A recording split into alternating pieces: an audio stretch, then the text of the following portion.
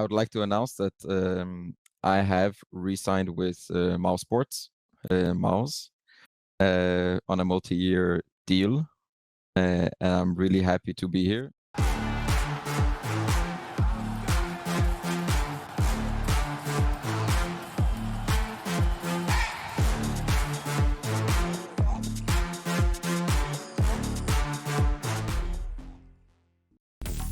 Best esports odds, VIP program and a variety of bonuses, fast and easy withdrawals, bet on every possible CSGO matching tournament, as well as any other esports game. Only on 22Bet. Are you tired of your boring old skins and looking for beautiful new ones? Tradeit.gg is your place to go for easy and secure trades within seconds. Simply pick and choose whatever item you want to trade from Tradeit's huge inventory. Verify the trade on Steam, and you're ready. With the lowest fees in the market and a beautiful, easy-to-use UI, Tradeit also offers you the option to instantly sell your items for cash. We accept a wide variety of payment methods. Tradeit.gg is the go-to place whenever you want to try out fancy new skins. Start trading today at Tradeit.gg. It's a good vibe, train, train, train, train. It's a good vibe, train, train, train, train. It's a good vibe, train, train, train, train. Good vibe, train, yeah.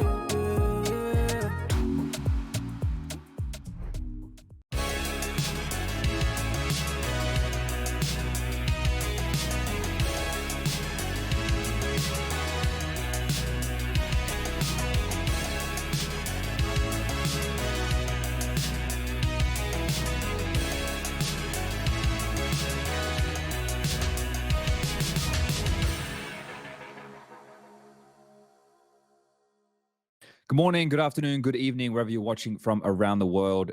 Ladies and gentlemen, boys and girls, Counter-Strike fans from around the globe, welcome back to another episode of HLTV Confirmed. We're still in Season 6, the never-ending season. An episode number, well, as always, it's never really mattered.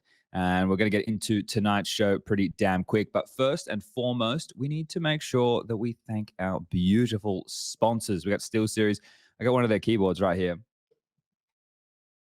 I can't plug it in though because there's not enough USB ports on my laptop. So I'm currently just using my laptop keyboard. But SteelSeries, they've been doing this shit for a very long time. If you're in the marketplace for some peripherals, get yourself a QCK Heavy. I like a thick pad. We all like it thick. A QCK Heavy. They don't come thicker than that bad boy.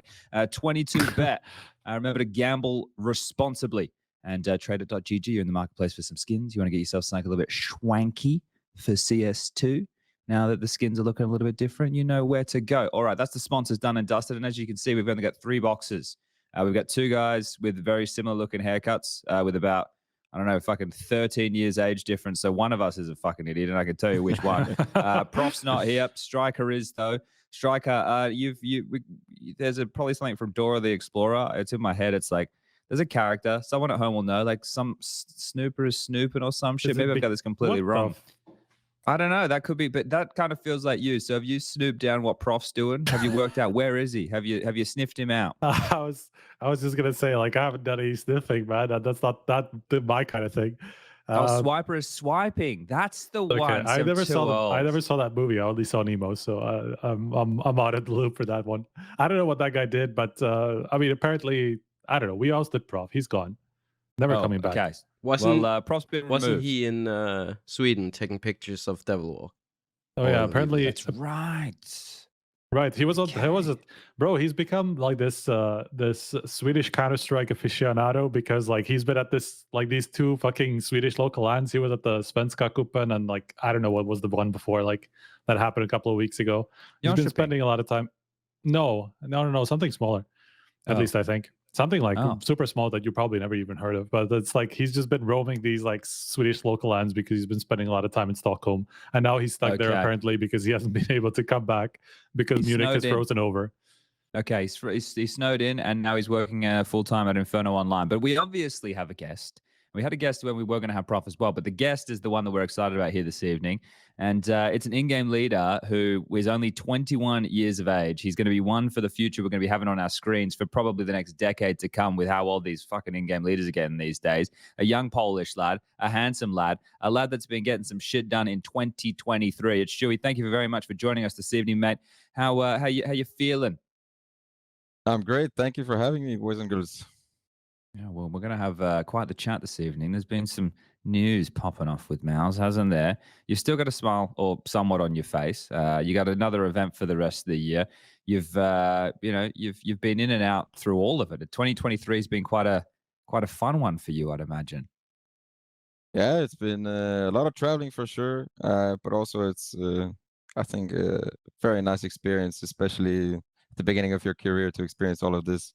A lot of emotions, and it's honestly been a roller coaster of a year, to be honest, for me and for my team.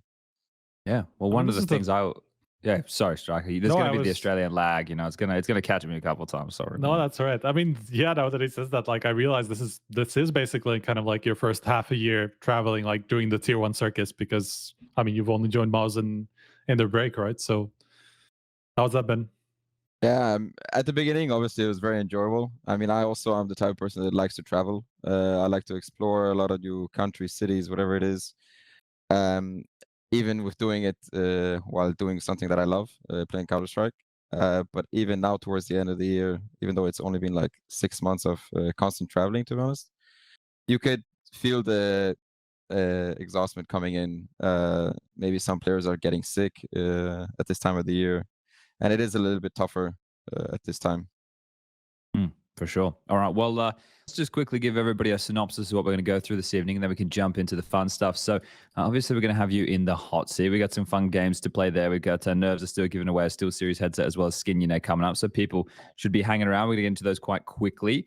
And then after that, we're going to be doing a bit of the recent news. We are going to be seeing what Striker's been striking, or Swiper's been swiping, in terms of how much more roster gossip does he have for us, because we love that. But there have been some changes and other things confirmed. We'll get into a roundup of the events that have happened over the past week, and then we'll take a look forward at the event that's on right now, that BetBoom event that started today. It's a little bit quirky, and maybe what else is on the horizon. So let's jump into the hot seat, Lucas. Roll the bloody bumper.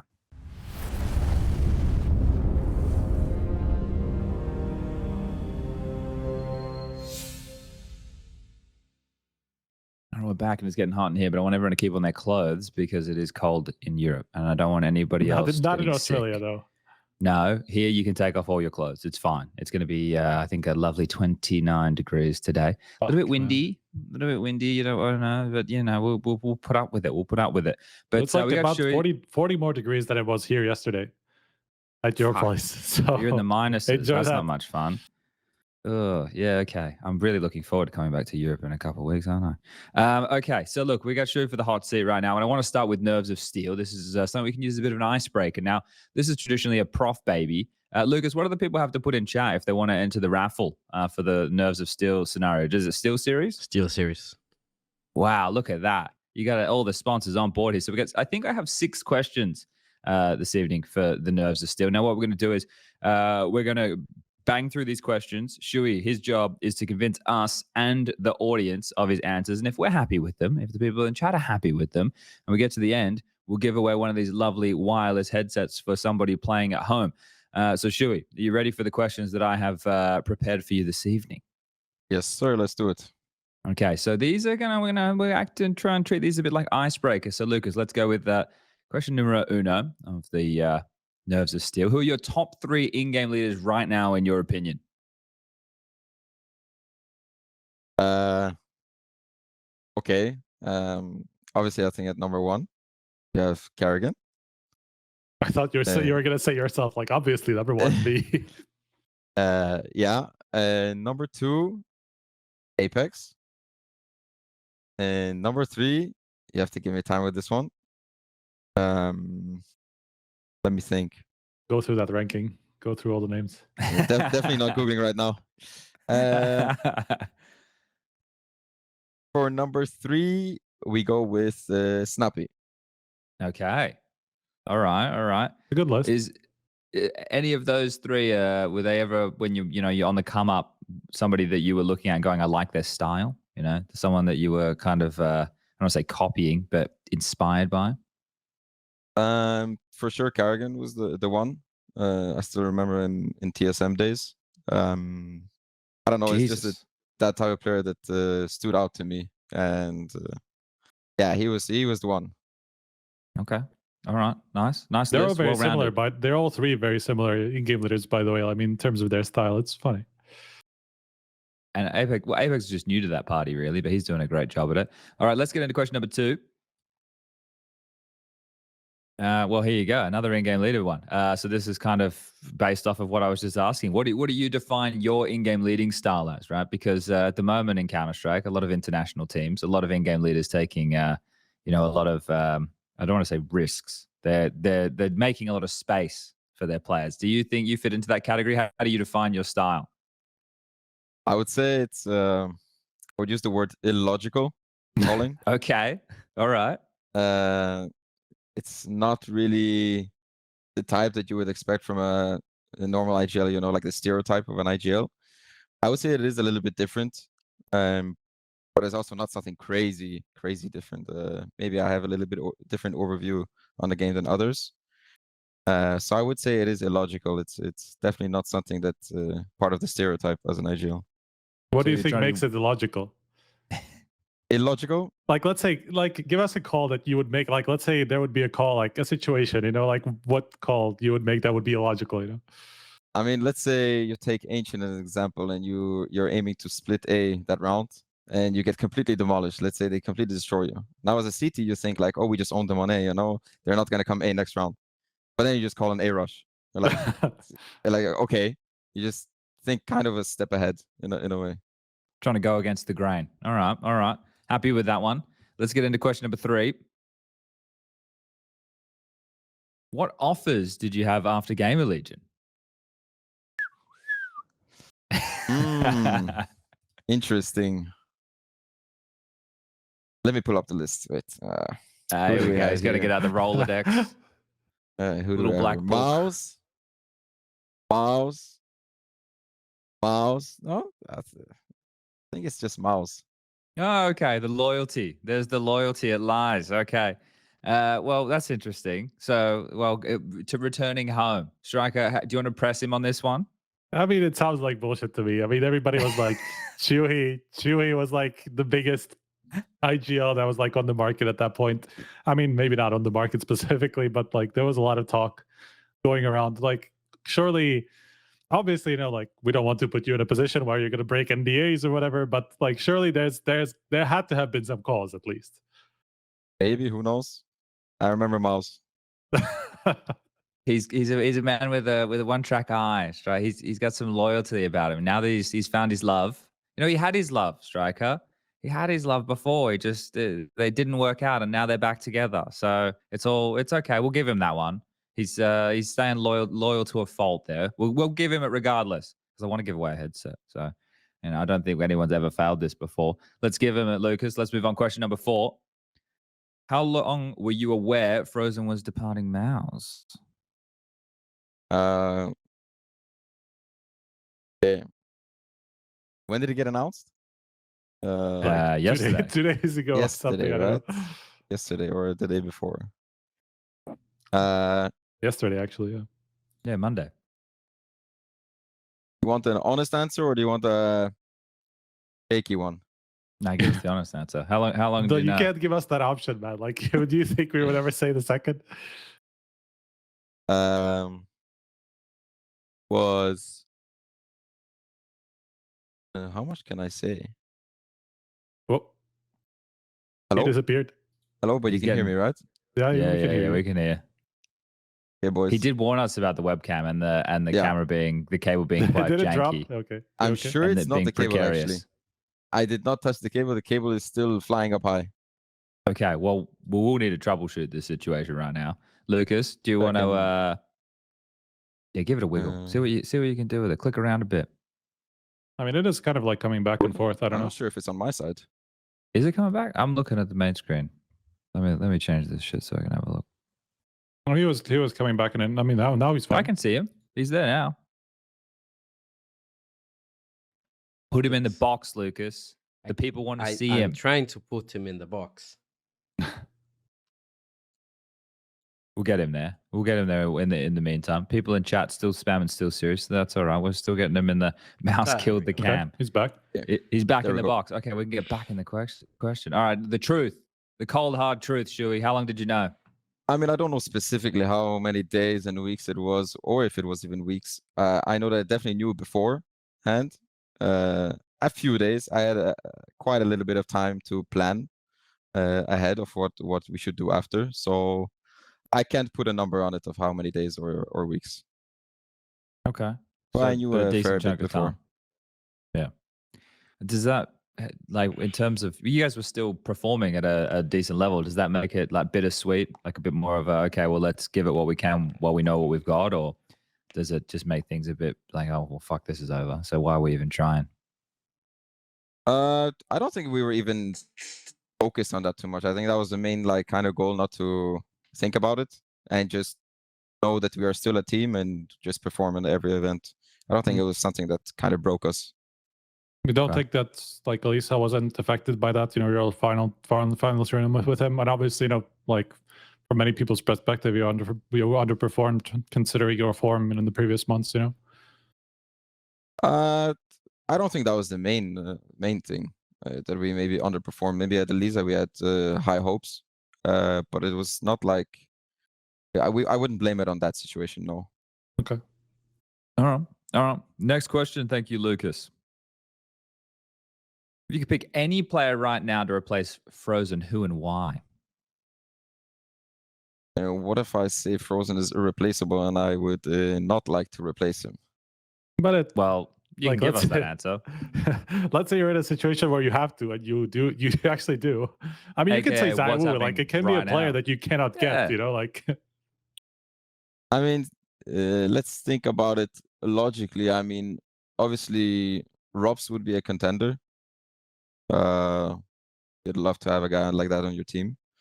But then you have like, you know, if a siuhy goes into that role, like I wouldn't mind it. You know, I wouldn't mind seeing him in those positions, or even maybe just completely play a new metagame. Don't play that role. Don't play those positions. Just completely change up how a team plays. I those wouldn't mind positions it. don't exist anymore. It's Yeah, just like just forget about it. Okay. All right. So, top tier star level player. Who would have thought that would have been the answer? All right. Let's go into the sixth question. Yeah, How many last one. questions? Wait, here we go. This is a fun one. Was the Blast Paris Major run a fluke? Obviously, I would be. I mean, hard not to be biased here, but everyone has their own opinion about this. I think without any luck or anything, I don't think there would be any successes. There has to be some sort of luck in any success or game to win something. It's just part of life, even. That's just how it is. But maybe we didn't have like the strongest bracket or the strongest opponents on our way there. But I also wouldn't say that we had the easiest one or anything like this. I feel like we as a team, that was the event where we came in and we grew every day, and it felt like we were actually growing. It wasn't like, oh, we shouldn't have won that game or anything. It felt like every game we came into, like we had the same mentality, same confidence. We were progressing day by day. Like what we did last game, didn't happen the next game. You know, it was, from my perspective, it felt like we were just improving every game as it went along. Yeah. Okay. Nice. All right. Well, I'm happy with those. Striker, you happy with those? yeah. All right. Well, there's only one of them. I guess you you're know, not that happy was with. like, "Eh." He's on the fence, but I want to give away the headset. It's Give away almost that. Christmas, Give away Striker. that headset. We gotta give away prizes. It's almost Christmas time, and I'm starting to look like Santa. My beard might start going a whole lot wider soon, so we can start giving that stuff away. All right. Well, that was the Nerves of Steel, brought to everybody by SteelSeries. Luke is going to pick us a winner. The winner is I recognize the name for some reason.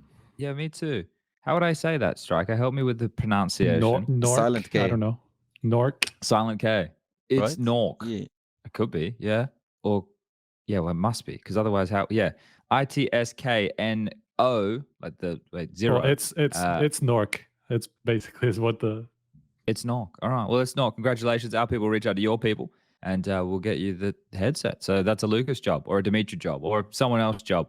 But we'll sort that out. All right, that was the Nerves of Steel. Bit of an icebreaker. We had some tough ones in there. We had some easy ones in there. But now we can get into the juicy gas that everybody wants to talk about, and that is the departure of Frozen, which is something that, well, look, I know talking with Striker, we knew it was happening for a little while. Obviously, there was the Blast World Finals roster lock that came down. And at that point, I think that's where we got wind that he was going to be playing for FaZe. So that information had come through outdoor, a week and a bit ago or something along those lines. But obviously that rumor that had existed for a while. And then this is a team that you've been, now back part of the main team. Frozen was one of the guys that hasn't come up through the academy. He was the young veteran, the 21-year-old who has been doing it for a long time and has been doing it at the upper echelons, but is still also a young lad. And I also got to see you and him interact at events, and you two seem quite like chummy, like you guys got along. You look like bros, right? So losing somebody like Frozen, not only in terms of what he brings in the server outside, I guess that's been quite difficult. So just from your perspective, this whole situation, how it's gone down, and the kind of, I don't want to call it like a slap in the face of tier 1 CS with how brutal it is of just having players taken and whatnot, but what's the vibe? What am I, fucking 12 years of age? What's the process been like? Fuck, just hit the draw. Sorry, everyone. Obviously, the moment we got the news, it was in some way a shock, but also in some way we were happy for him. And even now, I'm more than happy for him anyways.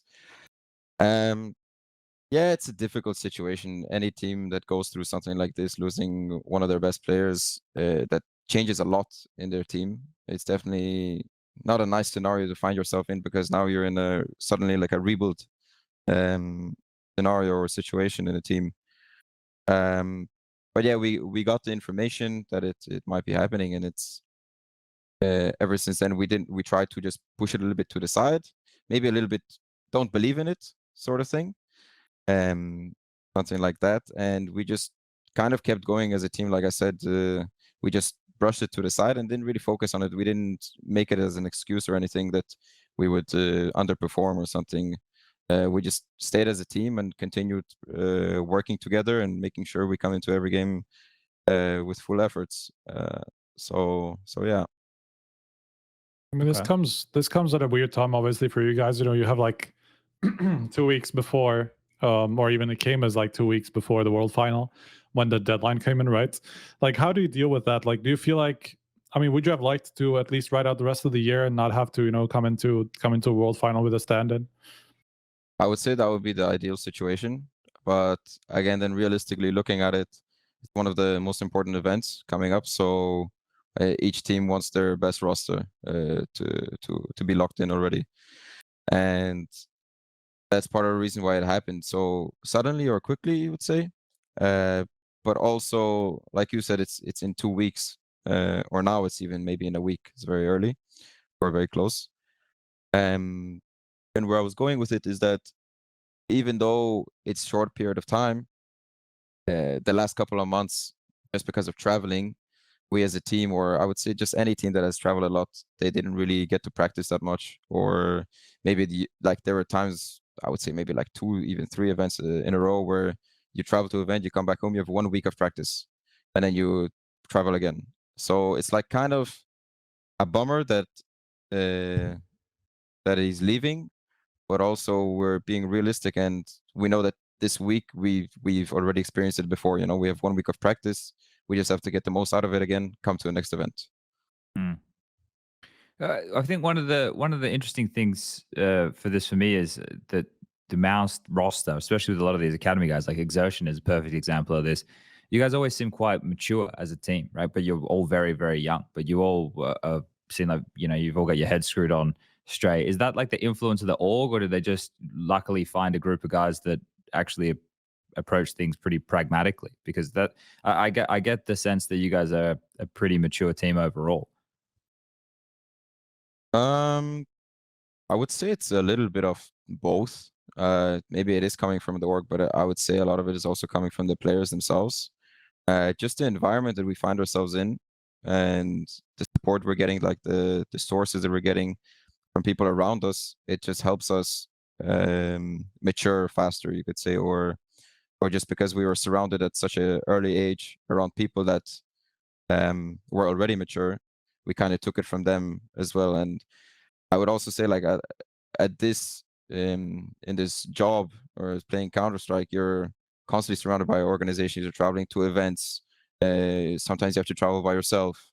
Not like you're always traveling with a team, and you go to events. You meet different people. You know, you meet people older than you. So you also, in a way, have to already be mature, if that makes sense. Like, you need to expect that when you're coming to these events, you cannot act like you would on Face It or somewhere else. It's a completely different story. So I think we realize that as players and as individuals in this team, and we also just, I would say, it's just a little bit of luck that us 5 got together, and we were the ones that were already on the right path of growing up, and yeah, we already had the characteristics, or how would you say it? Yeah, okay. I have a question. So obviously Frozen departs the team, your highest rated player, played a lot of the star positions though. So people who are actually watching Counter-Strike understand that's how it works. If you're a good player and you're in a good position, then you probably should be getting the good numbers. But you lose him from the roster now. You have to fill that void. I don't know if it's a rumor. Is it official, Striker, who their 5th is for World Finals? Yeah. Because I think it's out. Okay, Yep. I'm half asleep half the time. I was just sleeping before coming on this. So Brollan will be standing in for you guys for the World Finals. Now, Brollan's also still quite young, even though he's been on our screens for some time. He's only 21 years of age, but he hasn't had the best of successes in recent history. And I feel like this for him, if he comes in and he shits the bed here and doesn't perform very well, he might have to go back down to the lower tiers of Swedish Counter-Strike to try and claw his way out and find himself on a team. But you're replacing Frozen with Brollan, who I wouldn't put them as similar types of players. How do you kind of fill this void, or do you now just change your approach to the game? Do you give other players more responsibility? How's this going to work? Yeah, it's definitely not easy, and I think there's a few approaches for this. The type of player that Frozen was, it's very hard to replace 1-to-1. I would say it's close to impossible. Everyone is unique, and it's difficult. So when you're going through a change such as this, you kind of have to look at it. If we cannot replace the roles 1-to-1 or anything like this, or maybe we have to bring in a player that is a little bit more aggressive or maybe more passive, you have to suddenly start changing around in the team. And that's, like you said, suddenly some players have more responsibility. Suddenly the way you actually play in game changes, because maybe now you play a lot faster because your players are allowing you to do so. Sometimes maybe you have to play now slower because your player is just a passive player naturally. And I, as an IGL and the core of the team, just has to adapt to that. We cannot ask someone to come in and just fill in the gaps of someone else. It's more of like, he has to come in, he has to adjust to us, but also we have to majorly adjust to him and let him be comfortable, and change our system so that we fit all of us together inside. So there's a lot to it. I bet that every team just goes through or maybe deals with it differently. Maybe some teams do, for example, just slot in or just fill the gap in with someone because their system is already working, or it's really good to the point that you don't really want to change too much. But I think us, as we are still very young, I think even just a change, or even if it's a small change, I think it's just good for us to experience something new and adapt to it again. Why Brollan for this for this tournament? Then I mean, you've had a history of just bringing in MOUZ NXT players, whenever that was a necessity before. So why not that? Why Brollan? I think he was probably the best option that we could go with, and also by just the conversations we had with Brollan, and like, we could see that he's very hungry to play, and maybe he, like you guys said, he didn't have the easiest time before, and I'm sure something like this is a little bit of you could say, wake up call, to him, but it's also something fresh that he maybe lacked in the last couple of years. And personally, I'm happy with the choice that we went with. He's also fits our atmosphere in the team. He's also our age, basically. So, it's sometimes difficult bringing in someone that is, I don't know, like 28 years old, and suddenly he's like practice. He needs to do his responsibilities. But here it's like, he comes in, we're having fun. After practice, we're staying. We're still talking Counter-Strike. We're having a lot of fun. We're enjoying our time together. So I think he was a good fit to the team. And what was I gonna say? He's also mature, and he realizes his situation really well. So I'm also sure that he's in the right direction to perform well. So how are you guys? I mean, as you said, like it's not like it's a 1-to-1 replacement for Frozen. It's like he was obviously way more aggressive in pretty much all of his teams, even in Fnatic back adding an IP now. So is just the whole team going to move around? Is it just like Jimpphat who's going to more move into Frozen roles, and like Brollan? How is this going to work?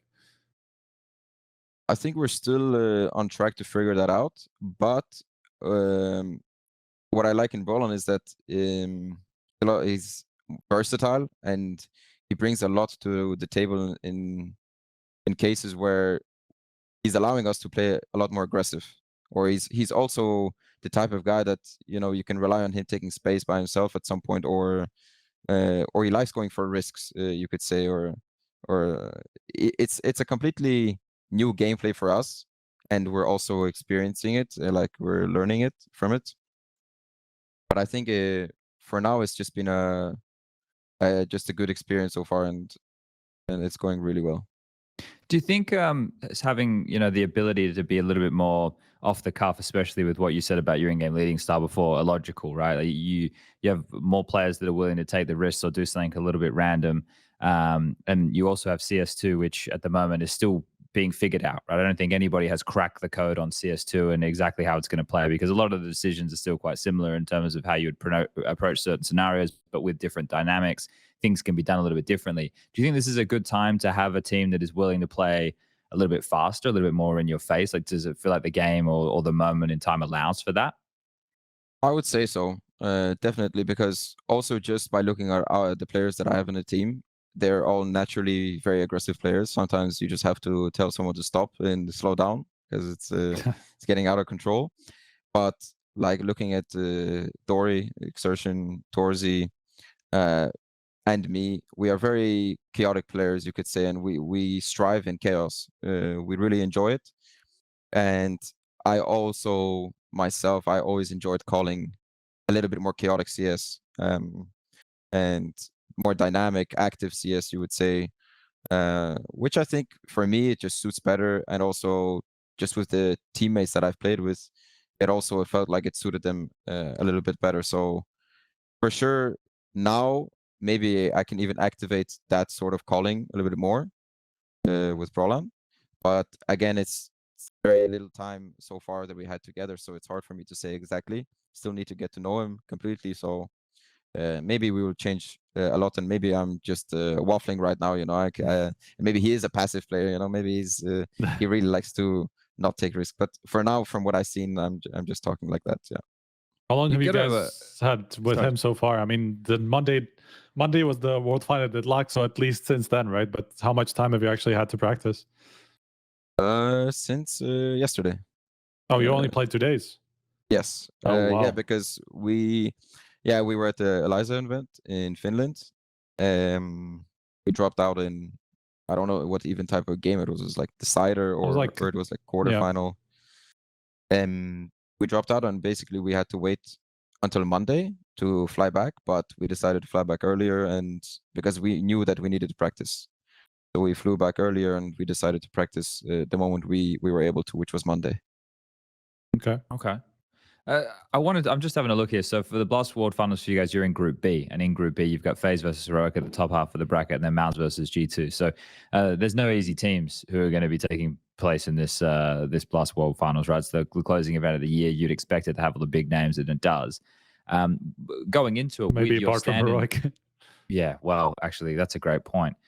Going into this, so you might even get a chance to take Frozen on in the second round, right? You might get a crack immediately here. So is that like extra motivation, to go and obviously he's your friend and you enjoyed your time with him. I know all of those like lovely little platitudes and shit, but surely there's got to be some motivation of like, hey, I know FaZe is a big brand, I know it's a big team, but like, fuck you, man. Like there has to be a little bit of that. Yeah, I mean, even whenever we were saying goodbye to each other, we were joking around and saying, now I'll have to whoop your ass on the server, stuff like this. But for me, yes, I respect the guy a lot. He's a really good friend of mine.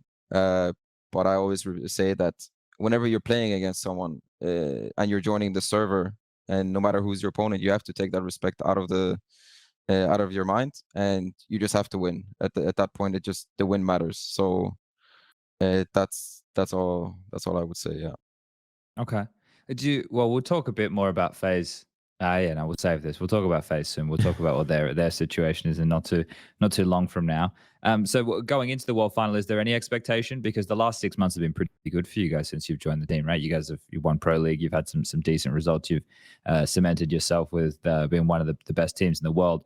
Is there any look at, okay, we want to go out of the year on a high, we want to get a couple of wins, or is it, all right, well, we know the situation we're in, we're now just building towards the next major in the start of 2024?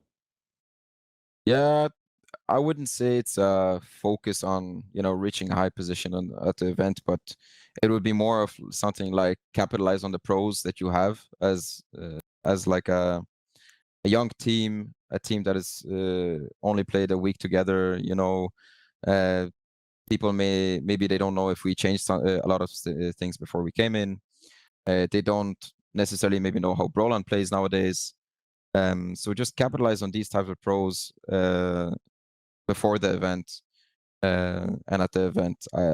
Obviously, in the long run, you're looking at the bigger image of what's ahead of you, and not only the event. So there are plans and there are still stuff that we need to figure out for the future and for the major especially. But for now, it's just come to the event, use what we have, make the most out of it. Pressure that maybe we won't be under because we just have a new player, different players. So just capitalize on the pros. All right. I mean, you referenced something there we might as well just get into now. Obviously, no future plans. Brollan has only been announced as a stand-in.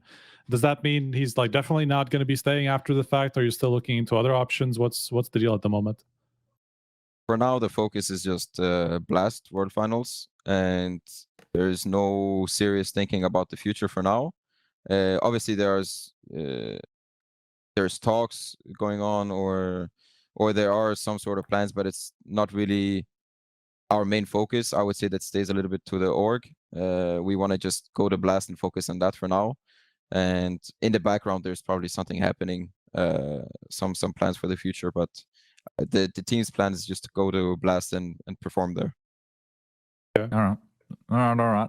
I want to just quickly touch on some of the successes that you guys have had since you've joined the team. Did it feel like it just fit like a glove? You get back with the boys, you're back with Exertion, you're back with Torj, you're like, yeah, we reunited. Obviously, you got Jimmy coming up as well, and then you've got Frozen in the mix. But the last 6 months for you have been obviously not major grand final levels of success, but you won Pro League. You guys have had pretty decent run of time. As I said just before, you cemented it in the upper echelons of Counter-Strike right now.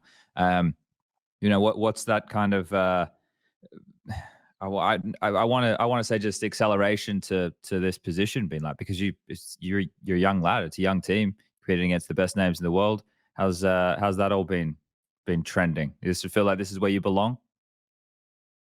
Yeah, I mean, the moment I came back, the chemistry just came back instantly. We clicked together again and felt like a great family reunion at the end of the day.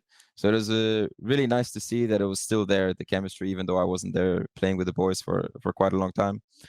The moment I came back, I got a warm welcome and we instantly got to work. I think because of the instant click, the instant chemistry that we already had, and it just it clicked again and it came back. I think that kind of started the wave faster than it usually would. So it kind of allowed us to instantly perform and instantly have high hopes for tournaments coming into every event. So yeah. I mean, it Okay, seems had like that leg up. yeah. I mean, it seemed like the start wasn't so hot. Like, I mean, the first tournament was Cologne, right? And you guys went out pretty early. But from like straight after that, I mean, I know Pro League was a long event, so you had a lot of time to kind of figure out how you're going to play and all that stuff. But between those two events, you know, it just seemed like everything just clicked together in a span of a month. What happened there? You know, why do you think that, you know, you were able to come back from that opening like debut? Yeah, I think Cologne was one of those events that we just started off as a team, or that was just the beginning of the team, and we it was kind of come in with no expectations, just have fun and just again start the wave off there and possibly finish it somewhere else. So we kind of didn't have a lot of time to practice. It was still a little bit rusty at the beginning. But we still, even though we didn't have the greatest performance, we still knew that we were riding the wave and we were enjoying the moment. And coming into the next event, everyone was still highly motivated, and the work that we put in to the event was there. Mm-hmm. So yeah.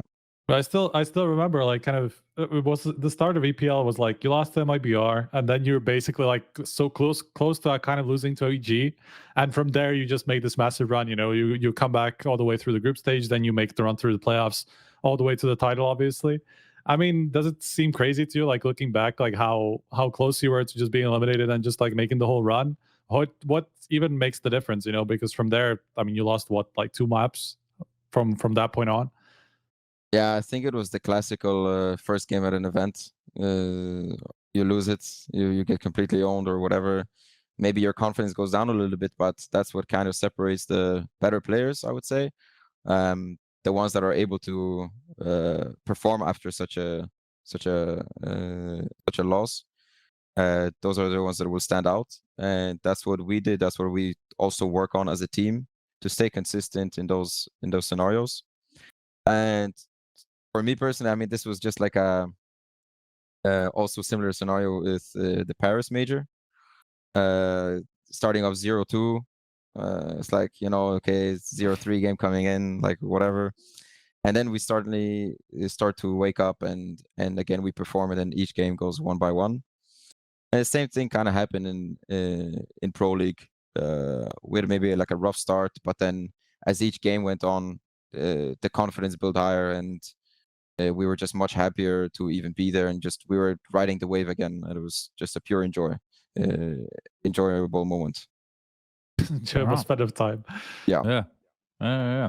All right. Are you happy, Striker? We can ask you more questions as we go. I want to pivot into Skinionaire now, if you're okay. Yeah, go for it. Go for it. All right, everyone knows what to do here. Type trader in chat. We're going to do Skinionaire. We got 5 questions, multiple choice. Shuey's going to run through these. If he gets all 5 correct, some lucky winner at home is going to be winning themselves a $50 voucher to spend at trader.gg. Once again, if you want to enter, type trader in chat now. Shuey, are you ready to run the gauntlet of who wants to be a Skinionaire? Let's do it. If I lose, then don't blame me, guys, please. I did these questions as well. I think they're pretty good. So if they're bad, you can blame me. I'll take that on the nose. I'll take it on the chin. All right. Let's get things started. We're going to kick things off with question numero uno. That's number 1. As you guys can see, I'm bilingual. The other Polish guy from MOUZ NXT, what was his name? I don't even know how to pronounce it. I can't read it. It's a bit blurry. Hold up. Let me bring this up. Yeah. How do I pronounce it? SZEJN. How do I say that? It's just like the name Shane, basically. Shane. Fucking hell. Okay, I would never have gotten that in a million years. This guy decided it's complicated, you know? Sushi Shima or Swamp Man. Which one is it? The Swamp Man is very...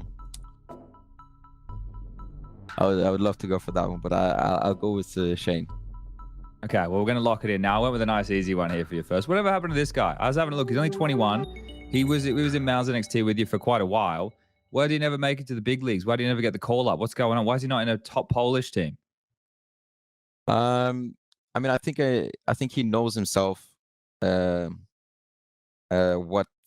he lacked and what he had to work on. We also made it clear to him. I think we were good.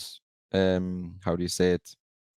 a good bunch of people that try to push him and show him the ways or indicate him what way he should be going. But so he knows clearly like what he had to work on and things like this. But at the end of the day, it's up to the player itself or himself. And yeah, it just happened that all of us took it to ourselves what we had to work on, and we did it. And with him, it was a little bit of a different story. Okay.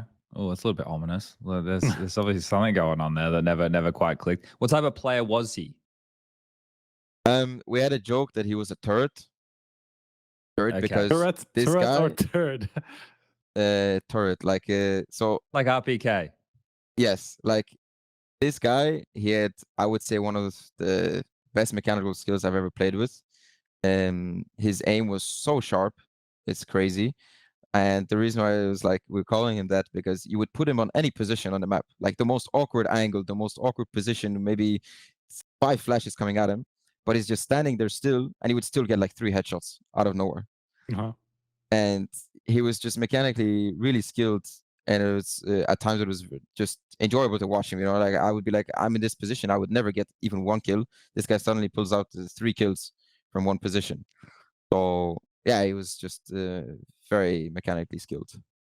All right, well, shout out to Shane one time. Maybe you can get it together and we can see him in the future. Still a young lad. All right, question number 2. We're 1 from 1. We're starting strong. Okay, how many WePlay Academy trophies did your version of MOUZ NXT win? A, 3, B, 4, C, 5. Okay. Why am I so bad at this? I know it's not 3, it's between 4 and 5, but did we win the 5th one? I don't think so. Imagine I get this wrong. Like No you way. won so That's how much, you don't even remember That's how how much. important the Academy trophies were to him. I Look at the name and I keep think, it. There I was think just too you're many of them, you know. Yeah. I don't think we won the 5th one. I have to go with 4. All right, we're going to lock in B, Could be 4, right. and that is the correct answer. So you've nailed it there. You've smashed that one out of the park. Were there any of those finals that apparently you're having a hard time remembering, but were any of them harder than others? I think the first 2 seasons were the most difficult. Those are the ones I would remember the most. I think in general, I would say the level there was very tough at that time. And just the fact that it was also on LAN, more pressure, stress, things like this. Players were more nervous, so it was a different environment to play under. So I would say for sure the first 2 seasons. How much? That's interesting. Yeah, go ahead. Sorry, Striker. I was just going to say that's interesting because were the first 2 more difficult because it was newer for you, do you think? Or do you think that the actual caliber of players in the academy at that time were better? I would say it's a mix of everything, to be honest. Like, it was because we were new to the thing. It was because we played against completely different players suddenly, or maybe better players than we would normally play online. And then also the fact that it was a pretty prestigious tournament for us, you know, like the production was high, there was a LAN and all of this. So all of this kind of added a little bit of pressure and difficulty to it. Do you miss that? I mean, even like looking at other players, you know, not having that, because obviously, you know, even I remember those first two seasons and how you guys were in. This was in Kiev, right? Yeah. How you guys were in there, and from the start, it was obvious they're like pushing you to do interviews. You know, there's a lot of content pieces. You know, it's like, as you say, like production's high. There's a lot of expectations on you, even outside of just playing. You know, and I wonder, like, how much did that actually help you? You know, get used to this sort of a life. You know, just even being a professional player, you know, having these expectations, you know, being in front of press, or at least like doing interviews and with tournament organizers, all this stuff. Yeah, it's definitely something I miss. I remember whenever we got the information that the 3rd season won't be on LAN, it was a little bit sad because that was the one thing that you would play for. You know, you play an academy league and there's a LAN at the end. You will really want to qualify to it and show you're the best. So that was definitely a bummer. But in general, I think the Academy League was something great, and it showed me the ways, and it gave me a huge motivational boost because just by looking at how it was at that event, and I knew it was just an Academy League, by looking at how it was there, I was thinking to myself, like, damn, how how different is it in tier 1? You know, like if you go to a tier 1 event, it must be like so much better, so much more like prestigious than. And I was very curious of the tier 1 after that time, and that's what made me really motivated and continue my journey. That's a cool story. Because when you're watching from home, the WePlay stuff, it was quirky. Like I liked what they were doing. It was different, and because you guys were academy teams and they had deals with the orgs, they could do some more fun stuff. Like the check-ins they do just in the middle of the rounds, they just like turn the caster mics off and just do you guys calming. I'm like, this is fucking sick. This is the stuff we want in the tier 1 that we're obviously never going to get, but they could take a few more liberties. There was a bit more funkiness with the actual style of production, the way they themed things. There was like a collegiate theme, I thought, for a while there. It was fun to watch from home. I think WePlay did a great job with what they were putting on. And then to hear from your perspective, yeah, sorry. I was just sorry. I thought you were just. No, you're right. You're right. It's the lag. No, I was just gonna say that like it was like the reason I brought it up. You know, it was a great opportunity for like up and coming players. Obviously, you can still qualify to some lands, but it's not that many opportunities for kind of like the tier below the tier 2. You know, because tier 2 you have like not DreamHack now, but ESL challengers, and you know, like whatever, some of those like better tournaments that not maybe a lot of the top teams play, but some of the like top 30-ish teams play. But for below that, you know, you had only kind of like local tournaments to play if you wanted to go and have a LAN experience, you know, while this WePlay Academy League actually provided an opportunity to, what was it, like 8 teams at the beginning. I think it was expanded later on to like 10 or something. That's a lot of players who never got like that kind of an experience and suddenly have that, you know? So just like, it is definitely a thing that I think a lot of people are missing, and it's, you can tell like how many players we now have from that. Obviously from MOUZ NXT especially, but even other players, you know, like WANNA, you know, who came up through that had that a great experience at the beginning and that helped kickstart their career, you know. So it is like something that is very obviously missing at the moment. I think it was also like a very fun experience, because if you look back at it, like you said, the production was like not only like only serious, but it was a little bit of comms here. Then they would check in, you know, mid round they would I don't know, do some weird like chicken production or some videos, funny things. But in the meantime, like you're in an academy, you're also fighting that you want to get promoted to the main team, and so there is like a lot in your heads throughout that time. But it was definitely fun. Yeah, that's nice. It's a bit like you know, so with this UFC Contender Series or whatever, where you know you're there to try and get the promotion to the big league while still competing. It's kind of fun. All right, let's jump forward here. Let's get into question number 3. Let's see how many more you can get. They get infinitely harder from here, Matt. I'm sorry. I don't know what happened to me after question 2. In the playoffs of EPL Season 18, MOUZ only lost 2 maps. Who were those maps to? FURIA and G2, FaZe and ENCE, or G2 and ENCE?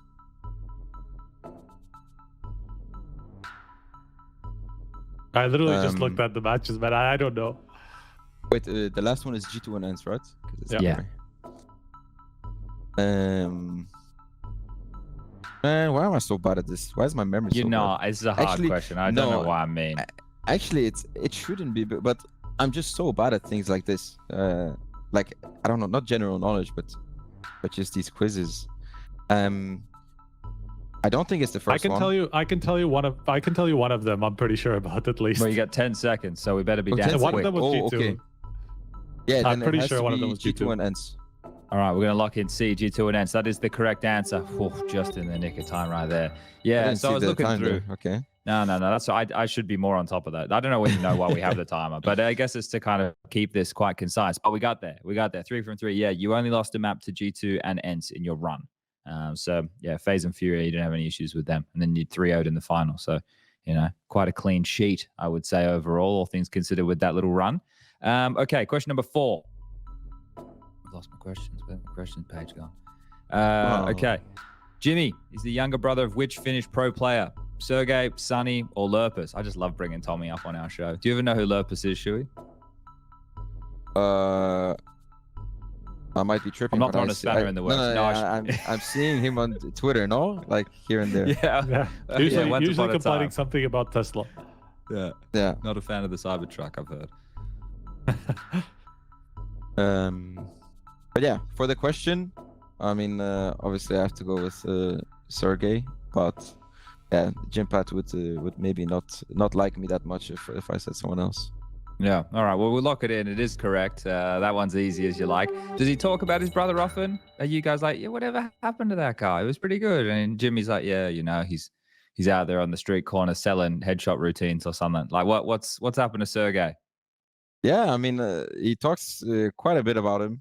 I wouldn't say a lot, but yeah, obviously the conversation comes up here and there. And sometimes I think he's actually like a little bit of an older brother to Sergey for some reason, because it's like I hear Jimmy, the one like trying to push Sergey. You know, he's trying to motivate him, or he's trying get to him back into CS. talk good about him. Yeah, yeah.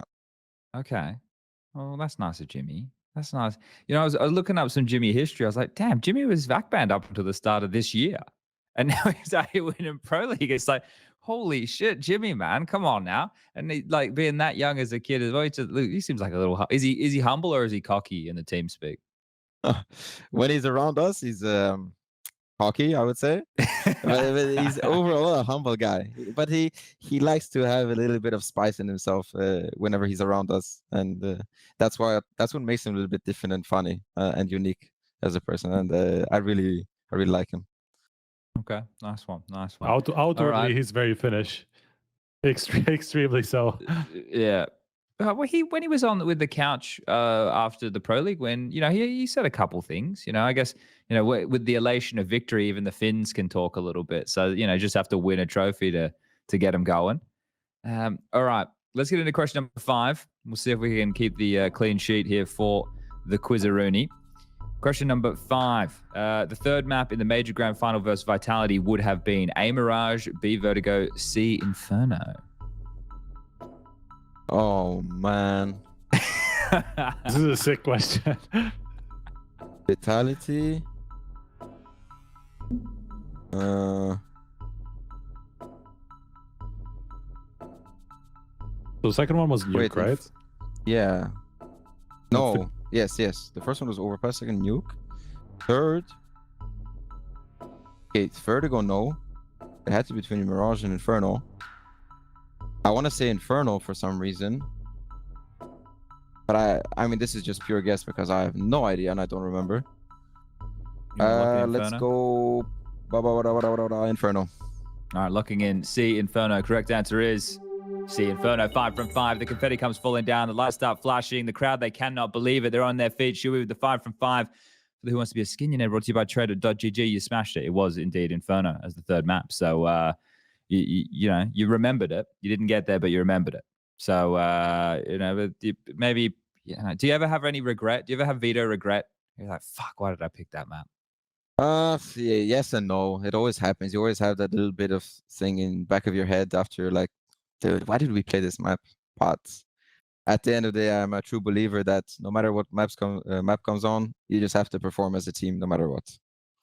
It's a fun thing with the veto theory is one thing that we never really get to discuss too heavily on broadcast because we just like flash up the graphics and we get into it. But the amount of like thought that goes into the veto, you're doing it as a team. It's like, all right, we're going to pick to our strength. We're going to pick to their weakness. Why are we picking into this map? Do we have history? Have we practiced them on it before? Do we know that we beat them like fucking 28-2 last? Well, it wouldn't be like that anymore with MR12, but there's a lot of things that go into that side, and also things that we can't possibly know, is like the pundits on the desk and everything.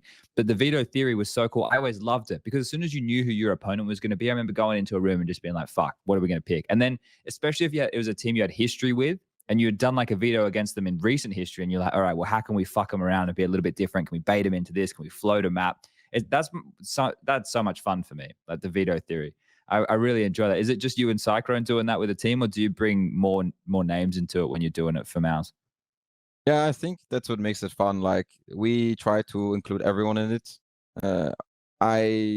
Let's say I look at the overall picture of like how did we perform lately, what has been our strengths on each map.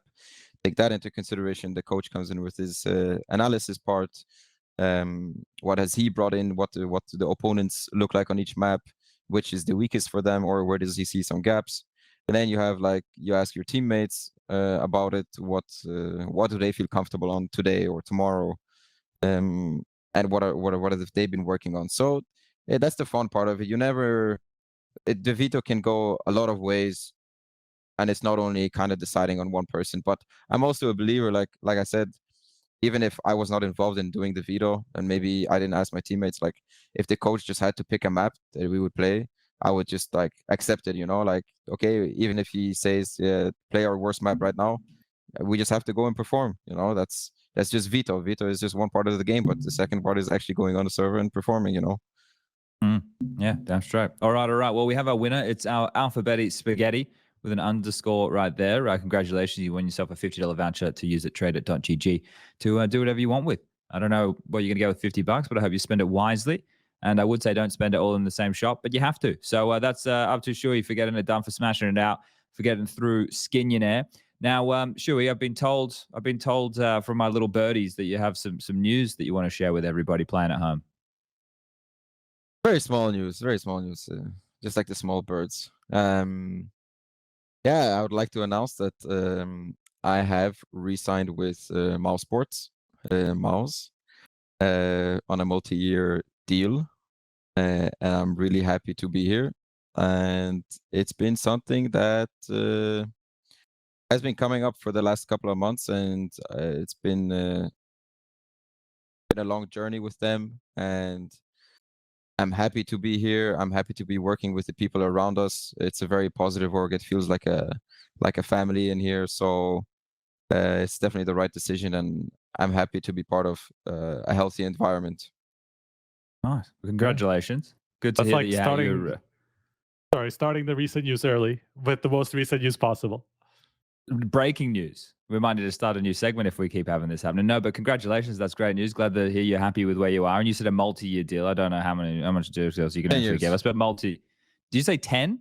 Yeah, we're staying here for 10 years, definitely. Oh, shit. Okay, maybe we need a fake news segment as well. But yeah, okay. So look, a multi-year deal, that's pretty exciting. Going to be driving the ship over there, and considering the history that you've got with the organization, that's great news. And you're right, it is a bit of a family. You got good people over there.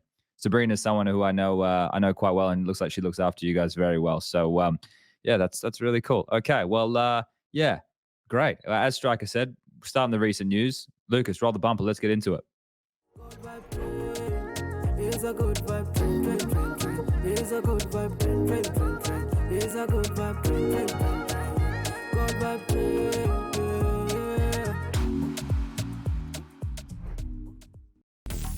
Best esports odds. VIP program and a variety of bonuses. Fast and easy withdrawals. Bet on every possible CSGO matching tournament, as well as any other esports game. Only on 22Bet. Do you want to change your boring old skins for awesome new ones fast, without losing a lot of value, and without the risk of getting scammed? Go to tradeit.gg and safely trade your items within 60 seconds. Just select which items you want to trade from your inventory and choose whatever skin you want from Tradeit's inventory. Click Trade, verify the trade on Steam, and you're good to go. With the biggest inventory available for the lowest trading fees on the market, tradeit.gg is your go-to whenever you want to play with new skins.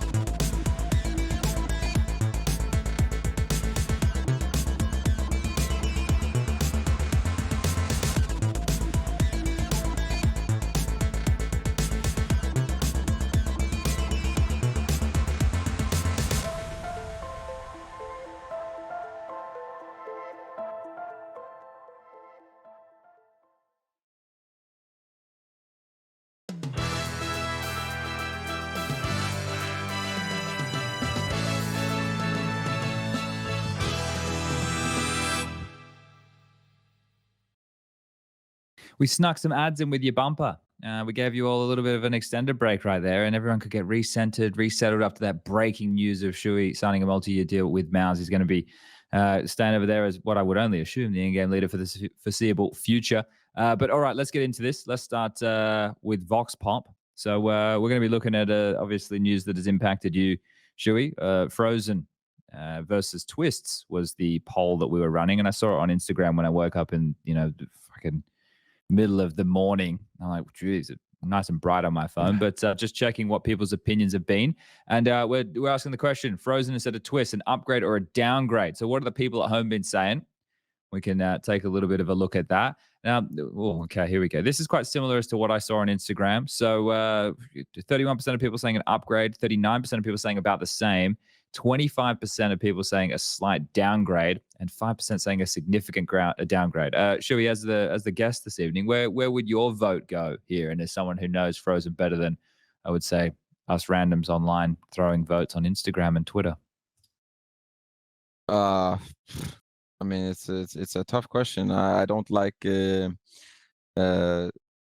about someone that I don't know inside of how they like to play and how they are in the team. So it's hard for me to compare anything like that. All I can say is I think any team that Frozen would join, he would for sure make a huge footprint there, and would definitely add a few good layers to the team. Okay. Well, Striker, if I throw this your way and we were to break this question down into different buckets, achievement-wise, it's obviously a downgrade. Of course. I mean, Twistzz is the NA player with the most achievements ever, so like he's double Grand Slam winner, that speaks for itself.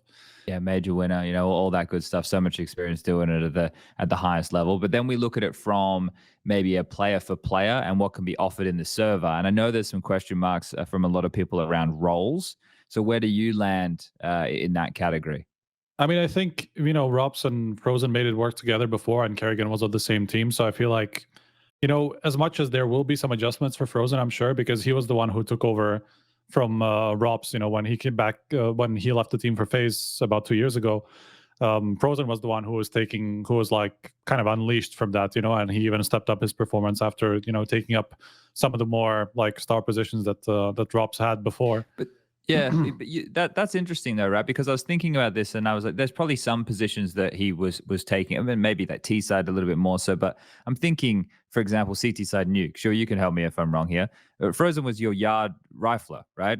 He was so, which for FaZe is Rain, and Rops plays Ram. So that means Twistzz would play over towards A, which then you question, okay, is Kerrigan just going to slot Frozen into Twistzz positions, or is he looking to change some things up? Because synonymous with ramp is Rops, and the same to be said for Rain with yard. So it's not like I can see you demoting either of those players from those positions unless you were really trying to shake up the way that FaZe approached the game to catch people off guard here. So I feel like Kerrigan obviously must have a master plan of how he wants to use Frozen, and well aware of his skill set from the time that they've spent together and then what's been developed since. It's just going to be interesting to see how they decide to use him, or if they are just going to, because I think he can do, like Twistzz had to take some sacrifice in the positions that he was playing when he joined this team as well, right? And it worked out, and he's, obviously been a selfless player, someone who hasn't been one of the main names of a star within the FaZe roster. So it's going to be curious if Frozen, who for MOUZ in most recent history has been the star name, is going to be okay with taking some of these more, I want to say, backseat positions. It's just the not as high fragging impact positions, but you obviously still have a lot of impact on the game. And that's the thing with Twistzz. He would always have those big rounds where he'd have, that multi-kill that could change the next slew of rounds. It wasn't just like within one round, he's had his impact. That's great.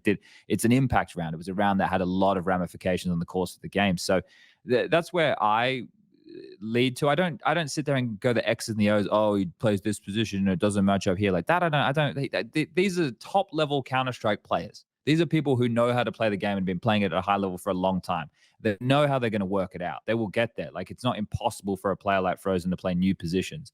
I'm just curious with some of maybe the different details as opposed to just position based, and that's all going to come down to mentality. And that's where siuhy, from your perspective again, you can help us out with that a lot, right? Like, does Frozen strike you as the type of guy who is happy to take that sacrifice and maybe a bit more of a backseat in the team? I would say it's going to be very difficult actually to decide for that spot, at least for Yard Nuke. I mean, I know Okay. David, and he knows his strengths, and he's the type of person to fight for his strengths if he knows he's able to get them, or if he knows it's going to be a huge benefit.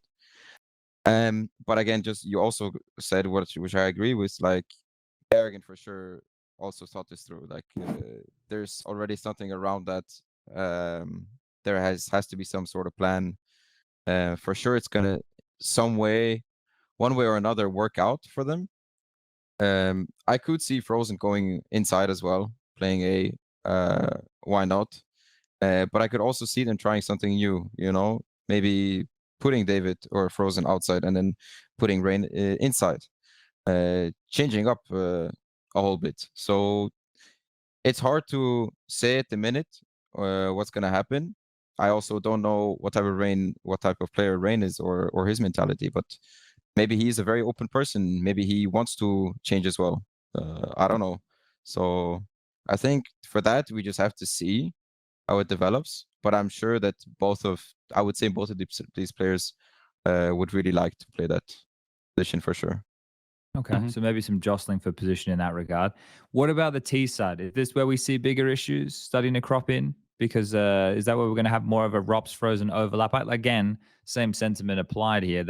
Players understand, but I don't see Rops having to take more risk or more gamble. I would imagine he would retain his position of being quite heavy. And I say this, and when the moment arises, you see these players swing when they have to, or jump when they have to. But Rops would be one who would have that tendency a little bit less than most, which is fair enough. He's great in the clutch. So is the T side a place of more concern from the two of you, or is there any concern? Is there no concern? Is it a sunny outlook? I would say the T side maybe is a little bit easier to solve in that case. Okay. I think that roles on T side are a little bit different to other maps. They're a little bit all over the place, you could say. Like some teams play it that you would have two lobby players. Some teams play it that you have only one dedicated guy, and then second guy is just like roaming around in between player sort of thing. So it's really hard to say what they will go for.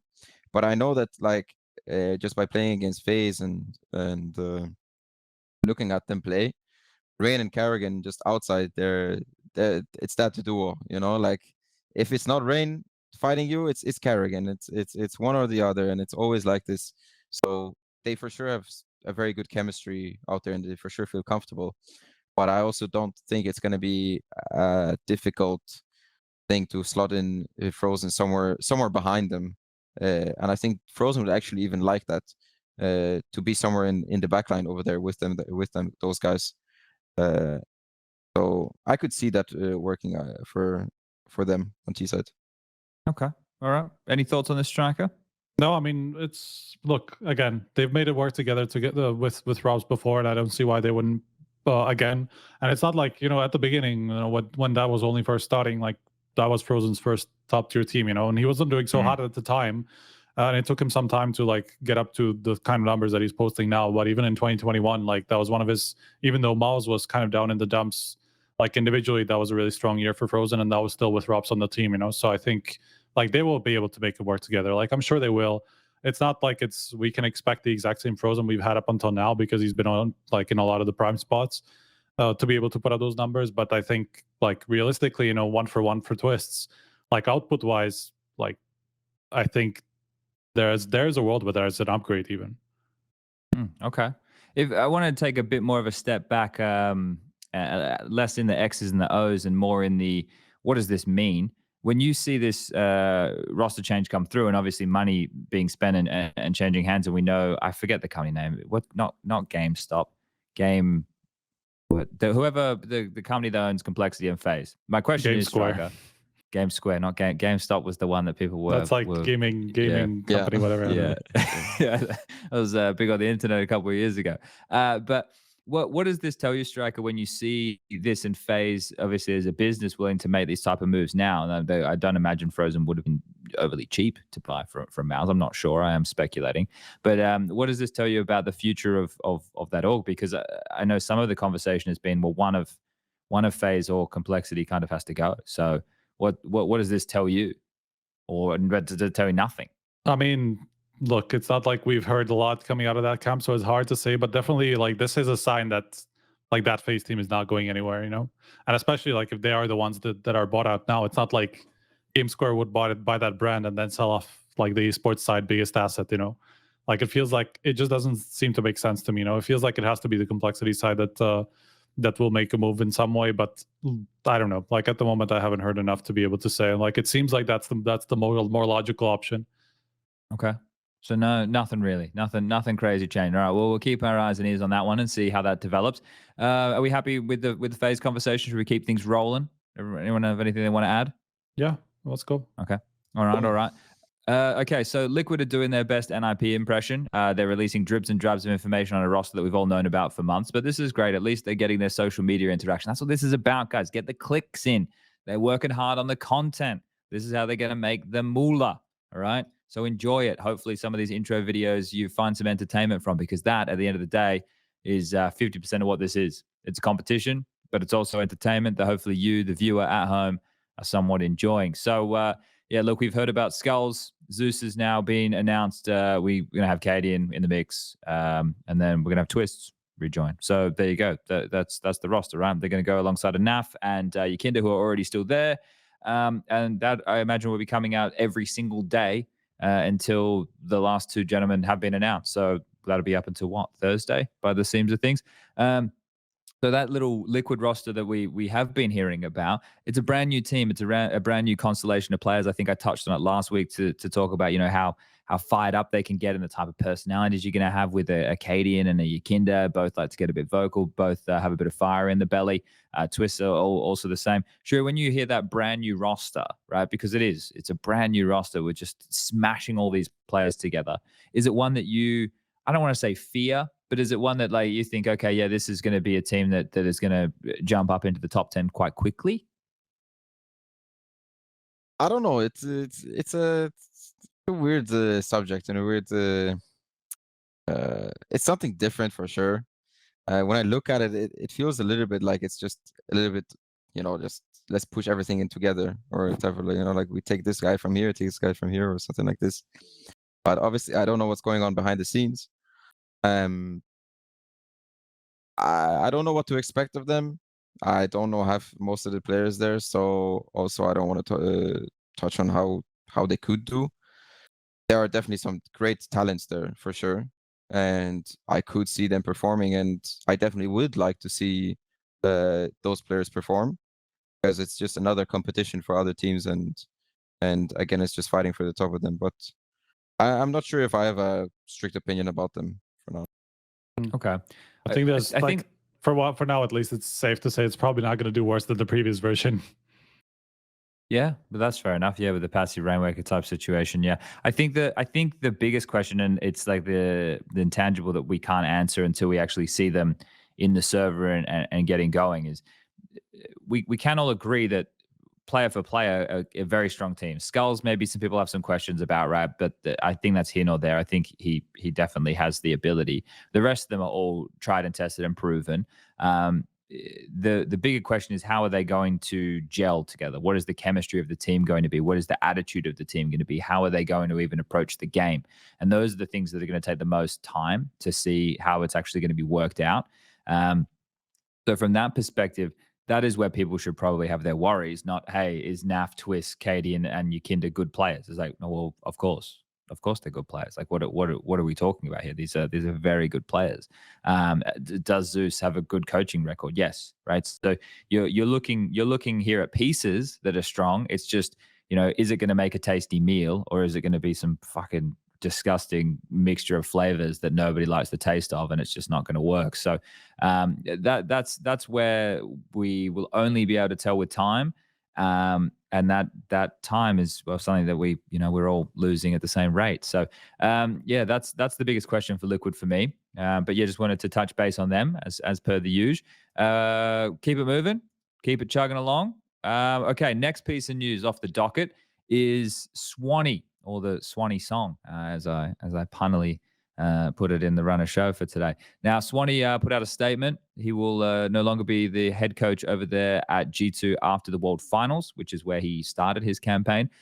He made some nods to the events that they'd won in that time, which was the World Finals last year. Obviously Katowice and then Cologne, him being German, a special place for him, having the crowd and everything chanting his name. Also made a comment on him being one of the only coaches in the top 10 who was not a professional player, which is quite an achievement to have, especially in a position like coaching, which is still, I would still say, quite raw. Obviously, it's been happening for a long period of time now, but we're learning more about these individuals and what they have to bring to teams. So, shout out to Swani for a good little run. But the fact that he's getting out, he cited that this was completely his choice. Yep. And that man, you did some reading for once. It's not just the headlines. No, normally I do read, and I just say that I read. I like to make it seem like I'm an idiot, right? That's what I go for. I like people to think I'm a moron. So it makes it a lot easier to just ignore things if people think you're stupid. But yeah, the long and the short of it is it's something to do with like the toll and take time to look after himself and stuff. But I'm just interested. Because for me, I go, oh wait, but Saw just left ENCE. Does that mean Saw's going to G2? Like, what does this mean? When I saw this news, it kind of caught me a little bit off guard. I don't know who's going to be joining G2 as a coach now. That's going to be an interesting void to fill. I would say because Swani had the upgrade from an analyst into the coach, and when I saw them like interacting outside, I don't feel like they gave him like the tenure like he was like a college professor and they were all students and they were all like looking up to. He obviously contributed a lot, but I don't think he was that like authoritative figure within the team. So I wonder if that's something that G2 want to turn to now with their next coach. But yeah, overall, when the Swani thing, Striker, was it something that you knew was coming? Was Striker striking? Was he out there keeping the ear to the ground? I mean, I heard that like there were some rumors that G2 were looking into a new coach, or that they might be changing a coach. But at some point, I didn't expect that it would be Swani leaving of his own accord, just because of I didn't hear that part, But I mean, now that that kind of completes the picture, at least. I mean, I don't actually know who's joining G2. It's not Saw as far as I can tell, but I don't know who else is. So that's that I can't really comment on. But I mean, yeah, it's been flying around for at least a few days, for a couple of weeks maybe, that there was a possibility that G2 could be changing a coach. Still think it's kind of in the early stages. So it's at the moment, I don't think anything's committed to. That's for the future. I think this kind of came maybe also as a surprise to G2. I know I said I read it, but was there anything in there that stated what he was going to do? Is he just going to go back to being the analyst? Is he done with G2 completely? I mean, it seemed that like made clear. I don't think they made it clear particularly. I was kind of asking the same question. That's not exactly clear, but it was also like kind of made a pretty kind of heavy hint at it being kind of a goodbye to G2. So it almost seems like it is just an end. And it seems like he's not just coming back as an analyst. I mean, it just doesn't seem like he will stick to any sort of that positions, at least for the time being, that he just wants to take a break, or I don't know if leaving entirely is an option, or what his plans are, But the way that like statement was structured and like a big goodbye to G2, if it was just about the traveling part, and like the lifestyle that comes with, being a tier 1 like player or coach, it doesn't really matter. Like, I mean, obviously the traveling and the time that you have to put in is the same either way.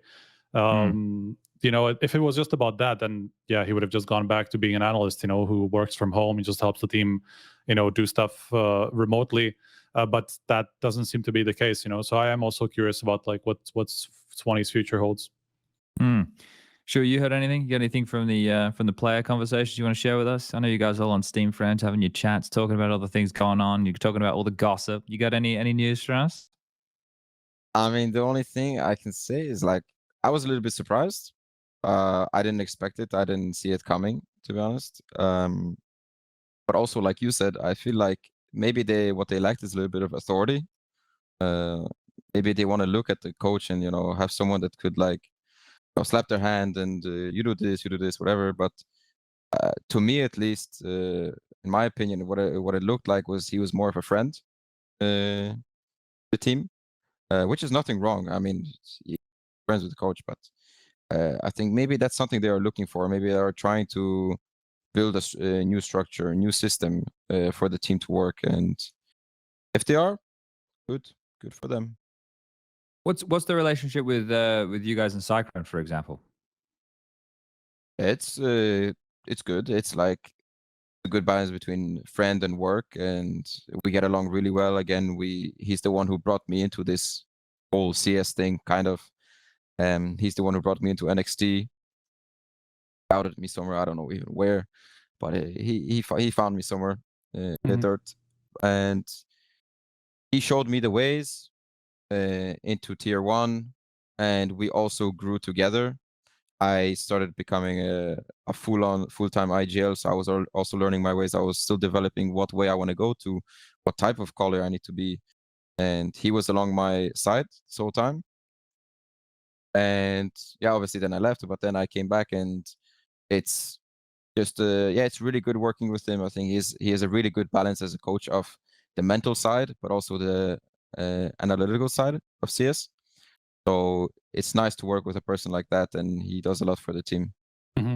I mean, from what I understood, he has kind of like, he's one of the coaches who has kind of a lot of authority, even in terms of like roster moves and stuff like that.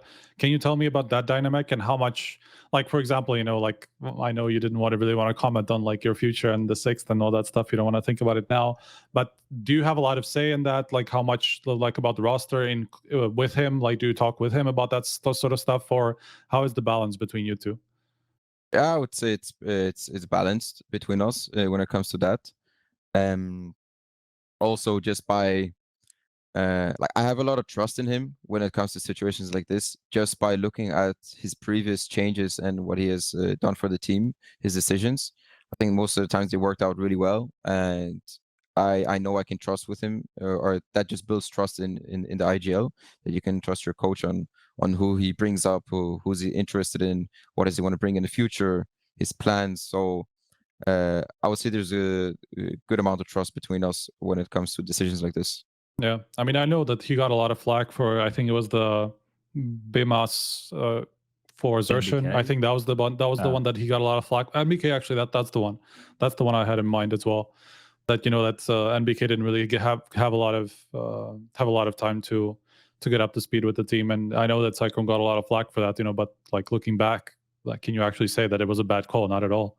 Obviously, you know, it's led to this. So yeah, but again, like, you cannot really say if it was only his decision at that time. Right, I don't know exactly, so I cannot also speak on it. But yeah, we can only basically speculate of what was happening there. I mean, he did speak. I remember having an interview with him. It was at Katowice right after that happened, or just before that happened. I don't remember now, but I remember, like, he, I mean, pretty much implied that it was mainly his call. But of course, I mean, I'm sure there are other people who had a say in it. But it seemed like certainly he had the authority.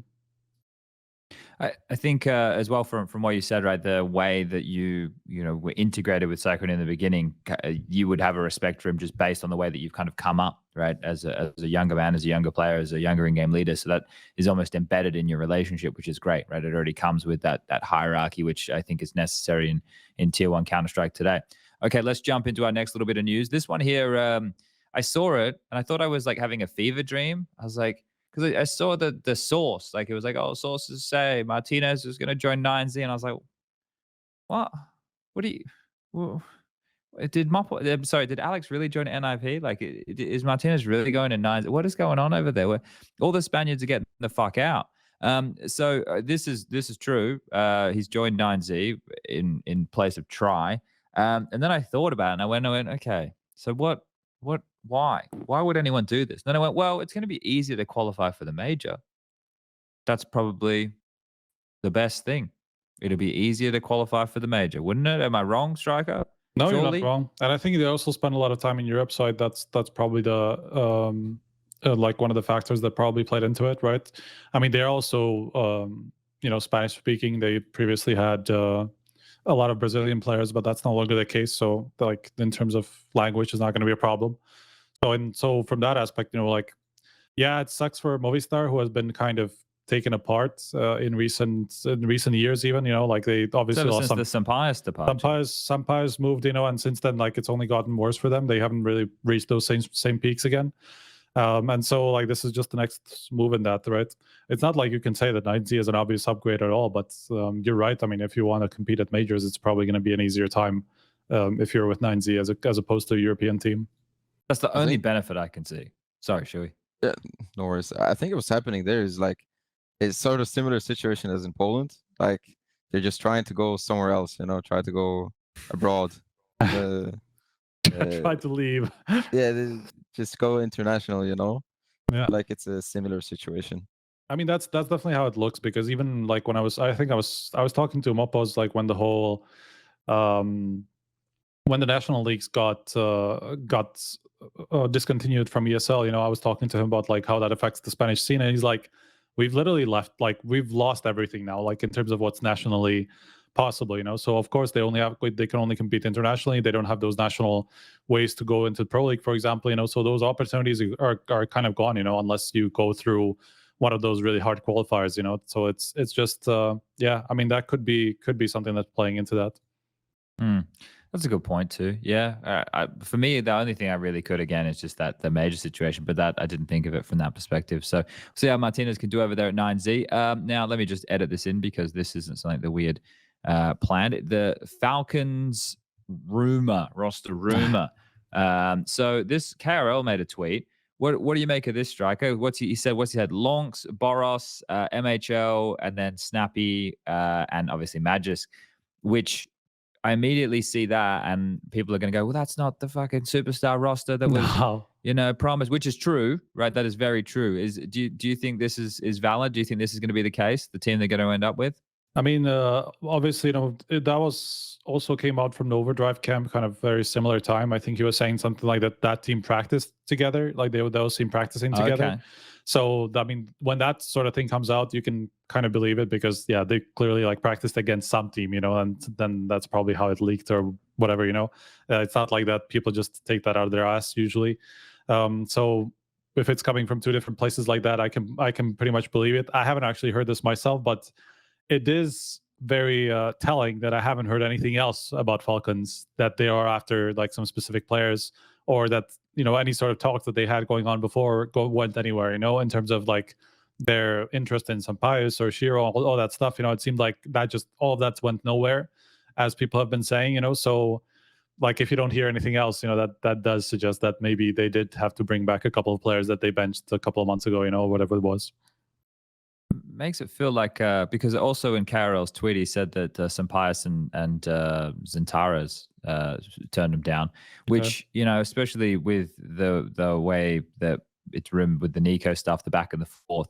Man, that really seemed like it threw a wrench in their plans, man. Like that was their big signing, and that would have probably just completed the team. Like somebody else surely would have committed to that team, if it was like with Nico as like the big star rifler, like somebody 100%. Would have just committed. Like you have such a sick team at that point. You have like Nico, Snappy, Magisk, like that's a sick core. So an Alper would have it would have been possible to get an Alper surely to that, but seems it's hard now.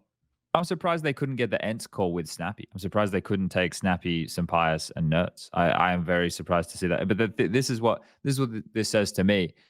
My assumption was they were just going to have the deepest pockets possible and just pay for big names and just get them and just be like, yeah, you want to play? Okay, you can have a stupid amount of money, right? Which fucks everything up in the long term. Sure, we understand that. But I thought that those were the power moves that they were going to go and try and make. Right. And that obviously didn't happen because Nico didn't go, right? And if it was a stupid amount of money, I imagine he would have gone.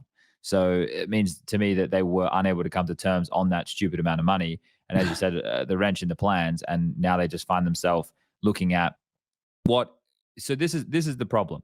When I sit here and I look at the roster and I look at what I think the expectation was, it doesn't live up to the expectation 100%, right? It's not on paper a superstar team. I don't have like stars in my eyes. I'm not going, oh my God, this is it. They've created the Megazord, right? I'm not like mega hyped. But when I kind of like cut it down the middle and I have a look and I go, okay, well, these are the players they have. Okay, they have lauNx. Well, he was meant to be pretty good. What's kind of happened there? Boros, same kind of situation. We haven't seen anything from him in a little while. Snap is an in-game leader, has done more with less in occasions before. And MHL, sure, you play with MHL a bit, right, as an AWPer. What do you make of him? I think it's he's just a Polish player, I would say. I think he's very skilled. Just a Polish player, okay. He's very skilled and he's good head for the game. But I think what we worked on with him was his mental side, mental approach to the game, to become better and just have that one step ahead of your opponent. But at that time, he also had to go through language barrier. It was difficult. It was his first international team, so there's a lot that he was experiencing at one point. So there was a lot for him to work on, which at the end of the day, there was different plans for me. So we didn't really get to work out in the long term together. But yeah, it was a good period with him. Okay. So what do you make of when you see this roster? Obviously, it's not the expectations of a super team that we were just saying, but when you see the roster, Boros, lauNx, Magisk, Snappy, MHL, you see that on paper.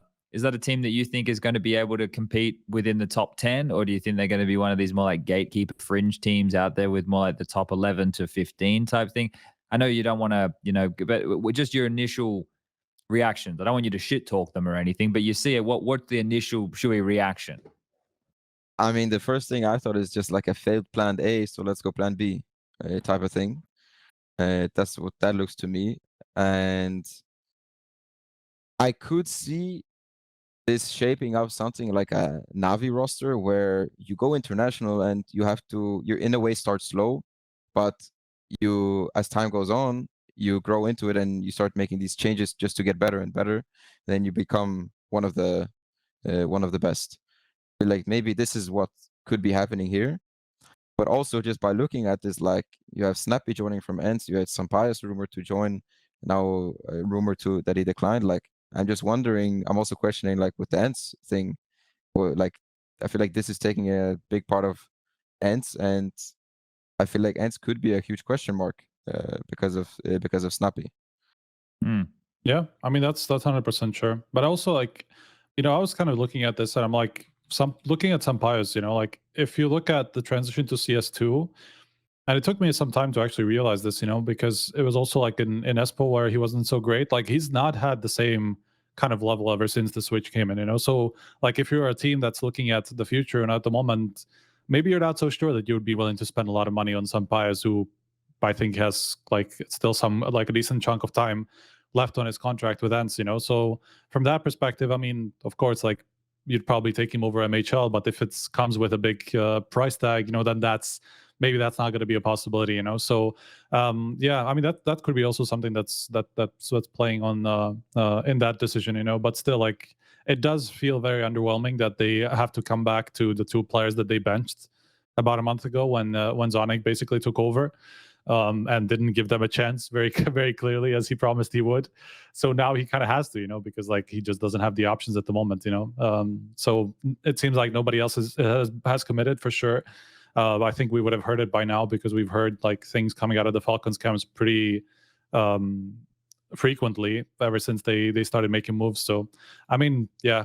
I think it's just one of those cases where they're going to play out the major qualifiers with this, and then after the major, they're probably going to reassess and figure out, okay, like, are there now any other options that we can get if we're unhappy with, let's say lauNx does prove himself, that he's like amazing in this team or whatever, or MHL, either way, But, you have to imagine that after the major ends, when everybody starts thinking about their futures again, people are going to be more willing to let go of their players because there's no longer a major qualifiers around the corner in a month's time now, So that's probably going to be the next, like, what is it called? Like mark that Falcons are going to look at.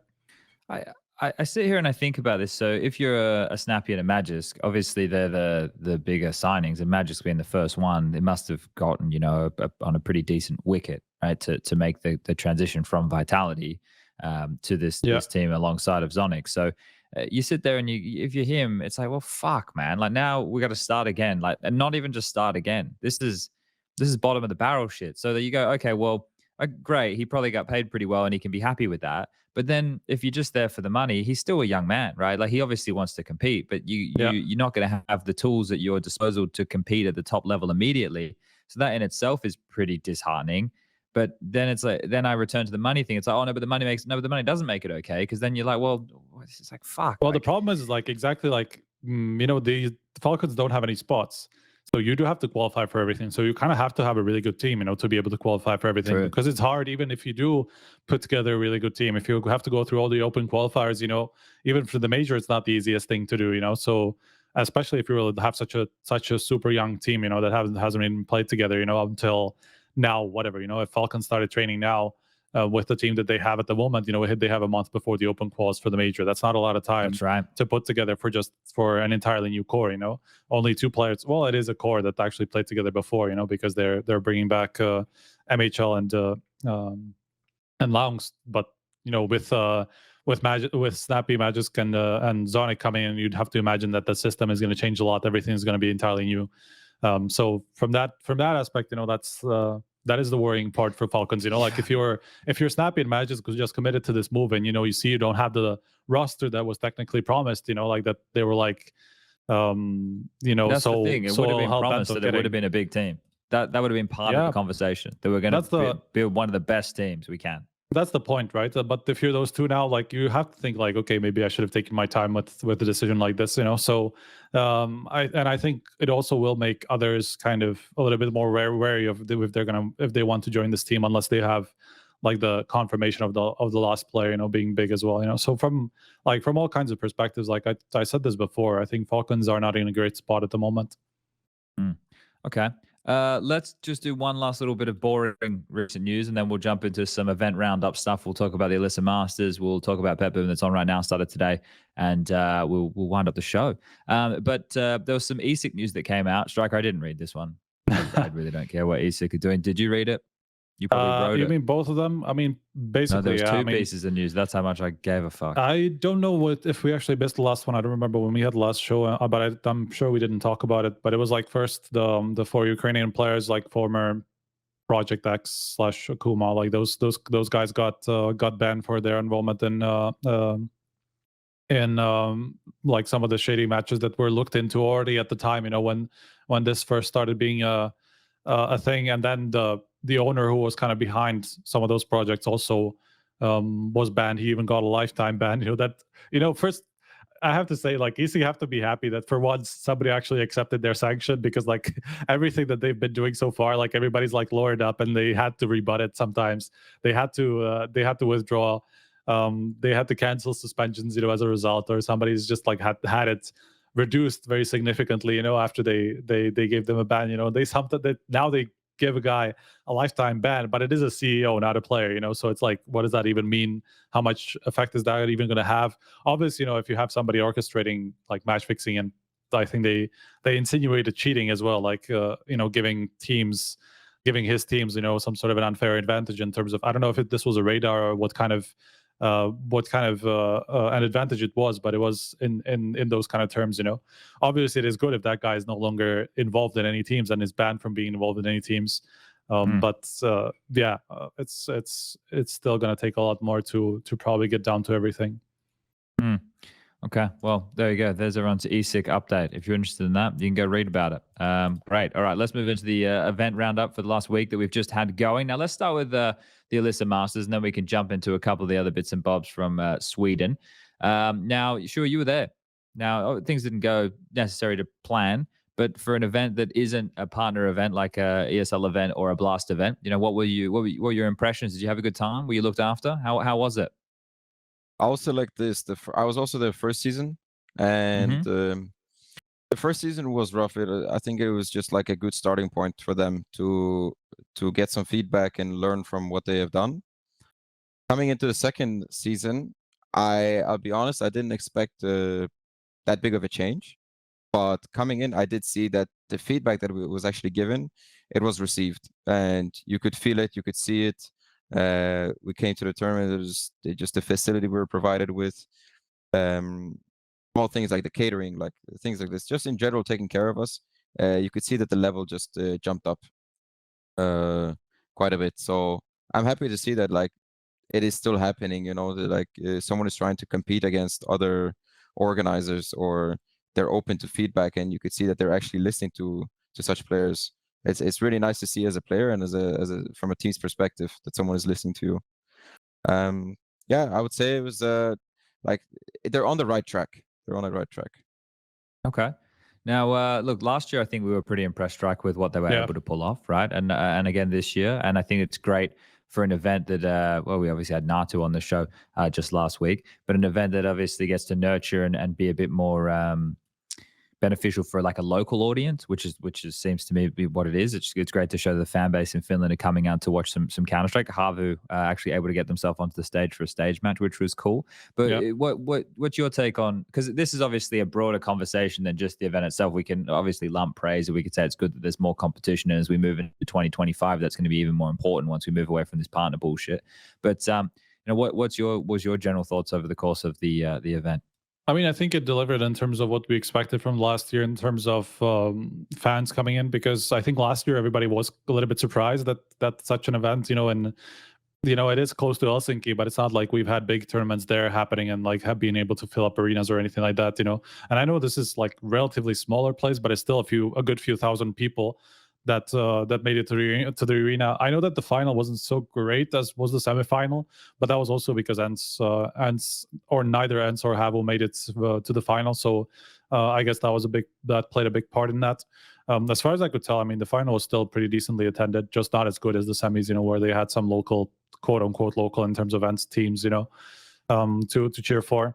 I mean, other than that, yeah, I'm just glad that somebody's putting on events like this that are delivering in terms of the atmosphere. And also, if you consider that, that this is one of the few tournaments that doesn't have like a big gambling sponsor, betting sponsor, stuff like that, because of like rules in Finland basically preventing them from having that and being able to put on events like this together from like, I don't want to call it more legit sponsors, but like more mainstream, I guess. I think that's all that is a good sign for at least them, and being able to maybe put on some more events in the future. That's the thing. It's like a once a year thing, right? Whereas it's not like a circuit of LAN events. They're not trying to do it every second weekend or whatever, right? They can put their resources into this once a year and see if they're able to keep sticking the landing, and if there's interest, and if Finnish Counter-Strike, can continue to have a couple of names around the traps that are playing quite well, then yeah, hopefully. And then that'd be nice to build out in different areas. It'd be good to have it more, I don't want to say country-based, but even just community, where we have strong communities who are interested. But look, let's jump around a little bit here. We will continue to talk about the event. Now, Siuhy, this is where it's unfortunate for you, mate, because you're the only one here out of anyone who was at the event who can answer for how things went. Now, you had an opening match against Apex. You guys lost that on Inferno in double OT. Then you guys took on Complexity, who have been in great form as of late, and you were able to topple them 2-1 in the best of 3. And then you lost to FURIA. So what, not what went wrong, but those matches, anything stick out for you? Like any moments, oh shit, these guys played well, or we could have done this better, or anything like that, little in the back of your mind from after the event? We can start with the first game against Apex. I would like to say I think they're in a great form, and I think what they are showing is really nice. So kudos to them. For us, for example, in the first game, I think it was another classical moment. Just first game, you just lose it. You're still rusty. You don't perform the best as you should, and it was seen on the server. Like from my point of view, and we also had to talk about it like after the game, because we had to make it clear of what's happening. Like we just recognized that we aren't playing like we should be doing, like we should be playing, and there are things that we are doing that we wouldn't normally do. We would approach stuff a little bit differently. Maybe the environment was a little bit different, and we just couldn't get used to it. And we just quickly made sure that we realized those issues or those factors that just popped up during that game. Made it clear to ourselves that we cannot do this. We cannot keep it up for the next game. And we just we took it to ourselves. We went into the complexity game. Complexity game. What was the first map? Do you have it? I don't remember. Was it Inferno? Or was it Inferno? One second. Let me just click right here. I'll have it in a moment's time. Overpass, Inferno, and Ancient. Yeah. So Overpass didn't go our way the way we wanted to. I'm not even sure what actually went wrong in that game. I think it was just a bit of a mix of something that was happening also in the first game, that we were just still playing a little bit different than we would normally do. We weren't playing the Counter-Strike. We weren't playing with the confidence that we would normally do. We weren't using our energy to go through the game. It was none of like this. But then second map came in, we were getting destroyed, and it felt like a wake up call, like a cold shower to us. That this is the moment. Like, what are we doing, guys? We were getting destroyed on Inferno. I think it was like 11 9-3 first half. Yeah, and then they won pistol. It was like 11-3. Yep. And we were on T side, and suddenly, like, we woke up. We said, like, this is enough. We're stepping up right now, and we had a crazy performance on T side. Came back 13-11. Won the map. So for that sense, again, it's just another experience for us young players. Like, you're down 11-3, and now we know that it's possible. Now we know it's possible to come back and not give up for that map. And then we go into the third map, Ancient. I was coming into the map with a lot of confidence. Actually, this is like part of the veto where I was like, just trust me on this one. Just go Ancient. And I think I was like the only person that wanted to play Ancient. But I was like, guys, like, just trust me on this one. And we go with it. And I just knew that once I come with confidence, and I as the captain, I show the confidence on the server, and I lead by example to the team. I knew that we were just going to shine on the map. We are good on the map as well, and that's exactly what we showed on the server, that we just ran over with confidence. That's complexity game. Then we went into FURIA. First game, and it was Arts in-game leading, wasn't it? It was Arts in-game. You didn't know what you're up against. It just fucking rumbled you, didn't it, Siuhy? Yeah, I think was it even announced? I think it was announced the same day, or something, or like the rumors came out the same day. I think they were talking. I don't know. Maybe they were talking about it at the beginning of the event, but I'm not sure. Oh, maybe I didn't see it then. I don't remember exactly. But with FURIA, again, it felt like sort of like a classic to us. I'm not sure exactly how to describe it, but felt like we're playing first game in front of the crowd, and we kind of went to that rustiness instantly that we had the first game and the beginning of the first map against Complexity. It just felt like it came back, but this time we had a much quicker reaction, much quicker wake up call. It was during the first map in Mirage. Although we still lost it, I think I even told the team that I think I'm proud of how they performed towards the end of it, because it was a quick wake up call instantly in the first map that we need to perform better. And on CD side, we did wake up. We played a lot better. We were a lot more dynamic, and we were actually going for things. We were actually doing things instead of just letting the opponent do whatever they want. Their T side, FURIA, again, they just surprised us with everything, basically, to be honest. Like, whatever they were throwing at us, it just felt like they were one step ahead most of the times, and we couldn't really counter it at the beginning. So yeah, I would say they played well. They surprised us, and it came to a shock to us. But also, the way we played was not how we expected to play. We had high hopes for the tournament, and that was definitely not reached. We didn't reach it for sure. And yeah, we ended up losing to FURIA on Ancient. Not the performance we hoped for, not the performance we practiced for, and it was a devastating moment, because it was one of those events that we actually came in with high hopes, whereas previously the events we played, whether that was in China, whether that was in Sydney, it wasn't like we were coming into the events and we felt like we were favorites or one of the favorites. It still felt like we are that young team coming in, and we want to just challenge, and we want to go into the battle. But with this tournament, it was a little bit more devastating, because we came into the tournament wanting to do really good, and we put in the time, we put in the hours, and we set ourselves high goals, high hopes, but it ended up not working out. And that was our last tournament with Frozen as well. So yeah, that's how the journey went. Yeah, I mean, I wasn't running down that road. Yeah, I wasn't Sorry, there, Striker. but from what I heard, you guys all gave, and including the staff, you gave Frozen a hug after the last match. Yeah, we obviously we all knew what was happening at that moment. The only that was actually also one of the reasons why we wanted to perform well. We wanted to give him the best goodbye that we can. He deserves it. So also from the org itself. So we wanted to do the best for him. And after the loss, it was devastating. But the only thing we could do is just give him a hug. Like thank him for everything that he's done for us. Obviously, that was just on stage. But then we went backstage, off stage, and we went a little bit more in depth, and it was a little bit more emotional over there. So yeah, it was a roller coaster of emotions. And that's one of those things, right? Once it's known, I know we asked this question a bit earlier on in the show, right, about having an impact, and you guys obviously had those higher expectations. It's one of those things that is going to exist in the back of everybody's mind, no matter how good you are at the mental game, no matter how good you are at like trying to put it, it's still going to be there, right?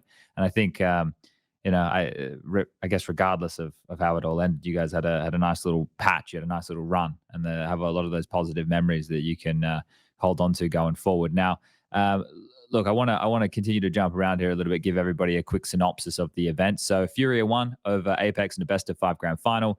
Both Apex and FURIA coming from group, which was your group, which I would say, I'm pretty sure in the last episode we did, I was like, if it's not MOUZ versus Complexity in the final, I don't even want to fucking watch, right? Like that, because I was expecting you guys to obviously make that deeper run. I didn't really have too high hopes for a new ENCE. They also looked relatively discombobulated.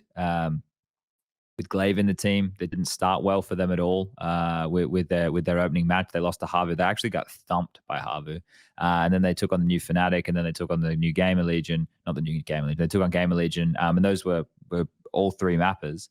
And then they lose to Apex, right? So for ENCE, the thing that I have with ENCE is I feel that if any players are going to get poached from any team, it's probably going to be from ENCE. Like that's what I think. So the way, even though Glaive's just joined, I don't feel like the ENCE moves are done. And there's probably, if you're a Nerds, and you have people knocking at the door, if you're a Senpai and you have people knocking at the door, if things aren't going well, like if the relationship's a little bit rocky, the smallest thing that doesn't work, you're like, nah, fuck this. Like I got another option. I got this nice little honey, right? Who's on the hotline.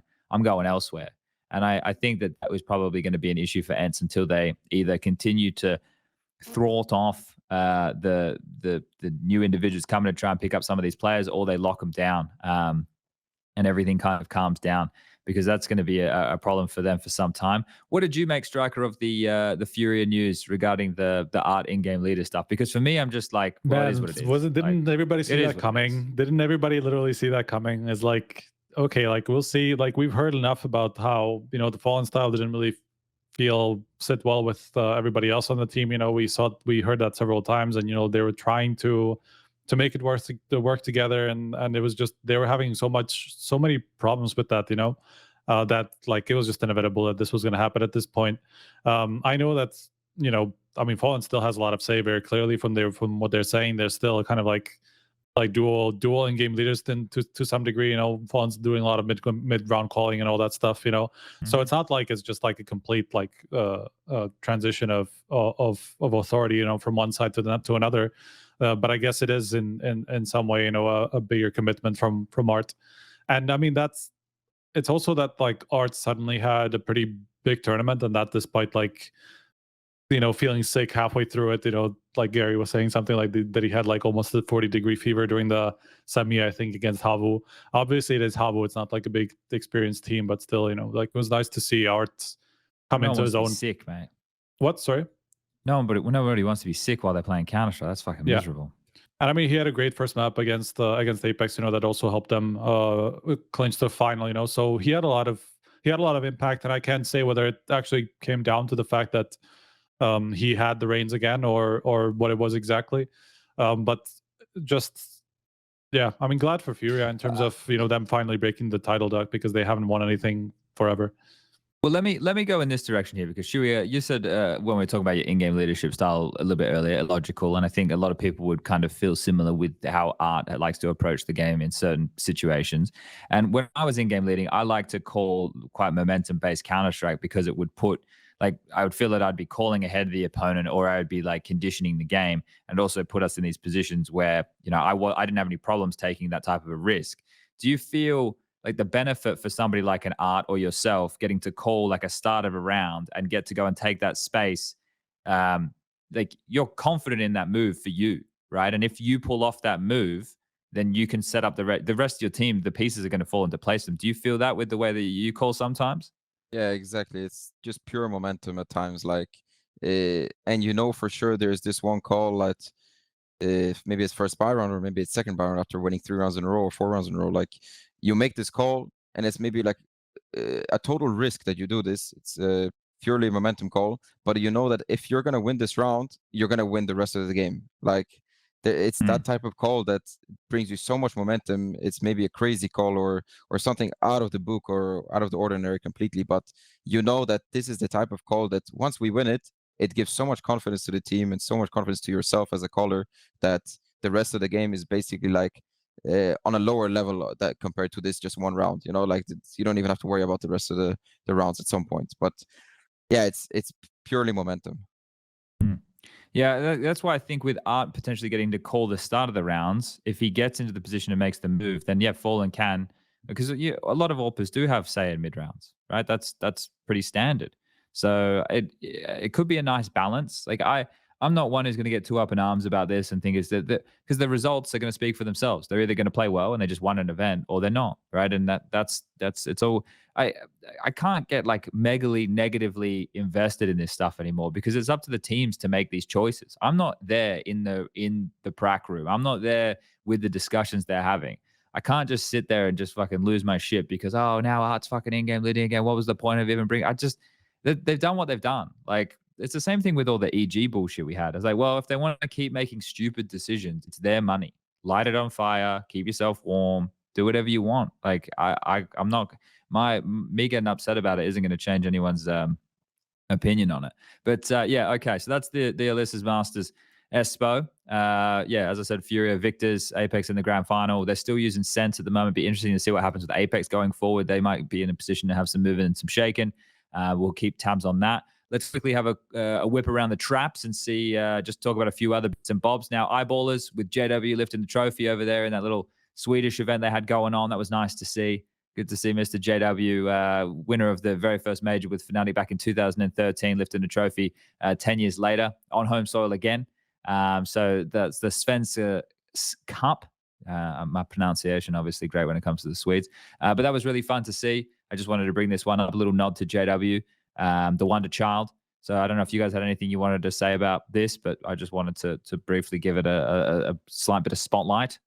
Yeah, I can't say I saw anything from that match. Just was worth noting that NIP went out top 4, but then also they went top 3, I think. But they also used, I think they probably had to use a majority Swedish majority lineup. They used Maxter and Silence. There you go. Yeah, along with Rest, so that they probably had to exactly. So they probably had to use a core. Yeah, but it's one of those things. You go and you're meant to be one of the biggest brands in Sweden, and you obviously are not a Swedish team anymore. It's like, why are you even there? Like, what are you doing? Why are you even showing face? Like, what are we up to here? Like, are we in or are we out? Are we Swedish or are we not? Like, just fucking make it as I can't even. And I'd see now I am getting mad about something that I shouldn't. So, got to keep the stress levels down. You know, you don't want to have a stroke or something in my age. Yeah. Okay. Speaking well, I of wanted Sweden, to also. though, Yeah. Shout out to my boy Isaac for getting player of the year in Sweden. Oh, there you go. Yeah. Oh, that's right. Okay. Well, yeah, I guess he's probably had the best year out of all Swedes, hasn't he? When you think about it that way, which is actually insane. That is kind of crazy, yeah. Fucking hell. Yeah. Okay. Well, congrats to Isaac for that. That is that's when you think about how far has any scene fallen as far as Swedish Counter-Strike. And that's not a dig at Isaac. That's just a dig at the overall like scene itself. Nork was MVP of the Elisa Masters event. Yeah. Someone in chat just reminded me. So yeah, he's doing pretty good too. Actually, yeah, Nork and Isaac. Okay, we could be started building a team here. We've got Nork, we got Isaac. We just need 3 more. Nork just re-signed with Apex, so we can't unless it's under Apex. We build a Swedish team under Apex. All right. Look, one last little thing here we're going to jump into. That's just going to quickly talk about BetBoom, which is on. The first group played today. There was a little bit of a delay to get things underway. They look like they're doing some quirky stuff. over there with that event. There was some the HUD. I know people are going to complain about that immediately. You can have your opinions. That's fine. But they had some there was like a Friends intro to a game with like the music and the Counter-Strike. I only got to watch the first series, and then I had to go to bed to do this. With the time zones are really fucking wrecking me right now. But yeah, we had MIBR take down BetBoom, which I thought was, MIBR actually playing some good Counter-Strike, and Cloud9 versus GamerLegion, Cloud9 picking that one up. We're going to have Group B matches going down. Well, I guess it's today for me, but tomorrow for you guys. We're going to have Astralis on debut with Yabi and Stown. That's going to be coming everybody's way. And then there's a lot of Russian teams in attendance here, right? Cloud9, BetBoom, Virtus.pro, Spirit. That's all of them? Yeah. Who are we missing? Just like Aurora from the bigger names? Astralis. I mean, from Russia. No, from the Russian names. Because in a way, like... but... Aurora, 9 Pandas is like they just won the... Harry, whatever. Fuck, yeah, exactly. Yeah. So those two, I guess, would be the next two biggest. All right, well, let's close it down because we've almost gone for 2 hours. Sure, we're just gonna like punt this your way, mate. We're just gonna send this one right over. Who's gonna win? Give us some predictions. Who's gonna go through the groups? Whole event? Yeah, why not? Through the groups. Okay, let's go through the events then. Who's gonna win? It's only a 14 playoff bracket. 2 teams from each group go through Not semis easy to and call, grand actually, final. but Sorry? It's not easy to call because it's 8 teams that are like pretty tightly packed, and like especially now that FURIA won, like I'm kind of sad to say that GamerLegion I kind of look like the worst team at the moment just because they've been struggling since the break. But everybody else, it feels like maybe not BetBoom anymore as well because it was crazy how destroyed they got by MIBR. But it felt like going into the event, any of the 8 could actually win. Yeah. I agree. So what I see is, for me, it's between Cloud9, Spirit, and Astralis. Okay. I see 3 teams as a top, and I could see with Astralis, it's a little bit like this. I feel like if they will start off hot, they will continue that, and they have a big chance of winning it. But I feel like it could be also the case where they just start off slow, and maybe next event is the one. But I would like to see Spirit actually. Being the title contender here with Cloud9 possibly. I think that could be a really good matchup if it comes to it. I would like to see one of these teams. Yeah, I mean, realistically, Virtus.pro is probably in the better form in terms of Group B, but then like it is really hard to call. Like we have no idea what Stown and Yabi is going to do with Astralis. FURIA just won a tournament, and then like you have those 2 Russian teams. Like I have no idea what's going to happen tomorrow even. But we're on the spot right now, Shu. You got to pick the grand final. I want you to pick the grand final right now. The 2 teams? Yep. We go Cloud9. Let's do Cloud9 Spirit. Okay. Cloud9 Spirit. Cloud9 Spirit. A little bit of Donk versus Electronic grand final action right there. All right. Well, look, if people want to check out that BetBoom event, everyone knows where to find all the action. HLTV.org. It's got all the information there. It looks like the first game is going to be kicking off. What do we got? Actually, at a reasonable hour, in 11 hours and 50 minutes. That's if you're in Australia and you live in Perth, that's at 4:55 p.m. and that's not many of you. So I don't know how many of those people are awake at 5 a.m. watching HLTV Confirmed. But look, I think we should wind it up now. I don't want to go too long. I normally go over, and it can get a little bit lengthy for people. So we will wind up the show right now. Do we have any pending questions for Shuey, Striker, that we want to ask? Is if anyone in chat wants to try and whip something out there that is of any interest, maybe we'll bring that up now. But all in all, it's been a good show. We've had some breaking news. We've learned a lot. We've discussed a whole bunch of topics. And it's been fun. Oh, someone wants to know your thoughts on GTA 6, Shuey. Are you a GTA player at all? Yeah, man, it's my childhood. But you see the trailer, and then you see 2025. Man, like, where's this coming from? It's gonna be like 13 years. No, longer, right? It was released 2000 and 2012, 13. Man, you're talking to the wrong guy. I've got no fucking clue. Yeah, it's gonna be around like 13. Yeah, around 13 years. It's gonna be. So it's just crazy, actually. Like 13 years, if you think about it. Holy. Good things take time, man. But it has to be a damn good game. I hope so. Somebody wanted to know if you decided between your decision that you were posting on Twitter today between the MacBook or the iPad. Man, this is the toughest decision of my life, I swear. It's been like already a month. I don't know what to do. I have no idea. I mean, like, I was actually thinking about the same, and then I just couldn't justify buying like either of them just because like I'm not going to use it enough, you know. But for you, who was traveling a lot more, I can understand. Yeah. But you just signed a multi-year deal. Buy them both. Okay. Decision done. Made. Perfect. Yeah. I'll send it to Australia. Do the Realistically, though, like people have been saying that the iPad has been like so versatile that it's like it basically replaces a laptop. So it's kind of like, you know, if you really want, if you get all the accessories, you can pretty much make it the same.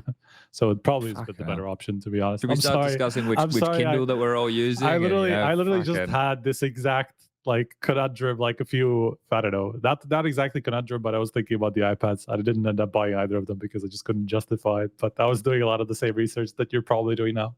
Yeah, I mean, one thing that came to the surprise is the iPad is actually more expensive than the MacBook if you actually go with the, like the pencil, the keyboard and stuff. Yeah, it's crazy. Like, oh.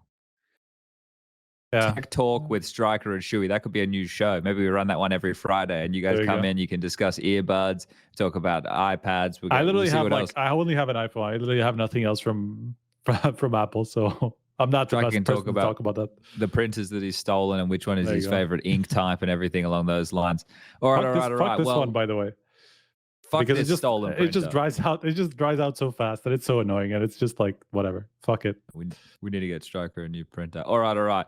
Siuhy, is there anything that you want to say to everybody at home before we shut things down? Definitely a huge shout out to everyone that was chilling and listening in. So thank you everyone for watching and for listening to us, for yapping for 2 hours. So from my side, it's been a joy. So thank you for having me. No worries. Thank you for coming on. Great to have you. Great to hear from you. And I'm sure we're going to have many more years of Siuhy on our screen as one of the top in-game leaders in Counter-Strike. I look forward to it. I want a quick shout out again to our sponsors. That's SteelSeries, 22 bet, remember to gamble responsibly. And of course, TradeIt.gg.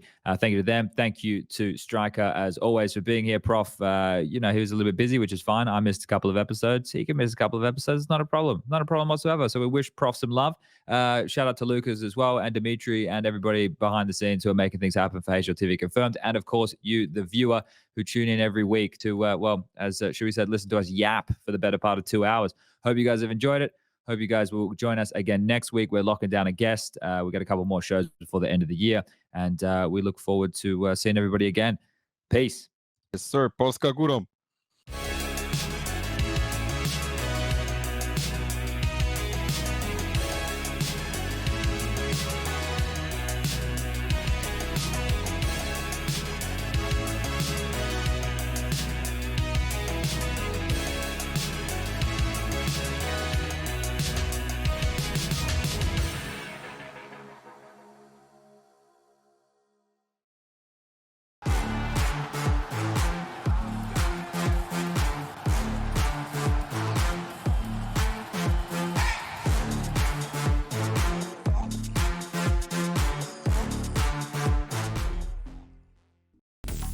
Best esports odds,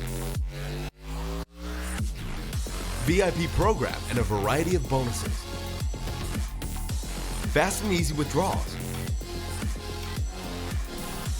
Bet on every possible CSGO matching tournament, as well as any other esports game.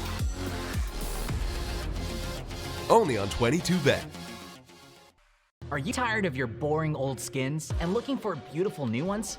TradeIt.gg is your place to go for easy and secure trades within seconds. Simply pick and choose whatever item you want to trade from TradeIt's huge inventory. Verify the trade on Steam, and you're ready. With the lowest fees in the market and a beautiful, easy-to-use UI, TradeIt also offers you the option to instantly sell your items for cash. We accept a wide variety of payment methods. TradeIt.gg is the go-to place whenever you want to try out fancy new skins. Start trading today at TradeIt.gg. It's a good vibe, train. It's a good vibe, train. It's a good vibe, train. Good vibe.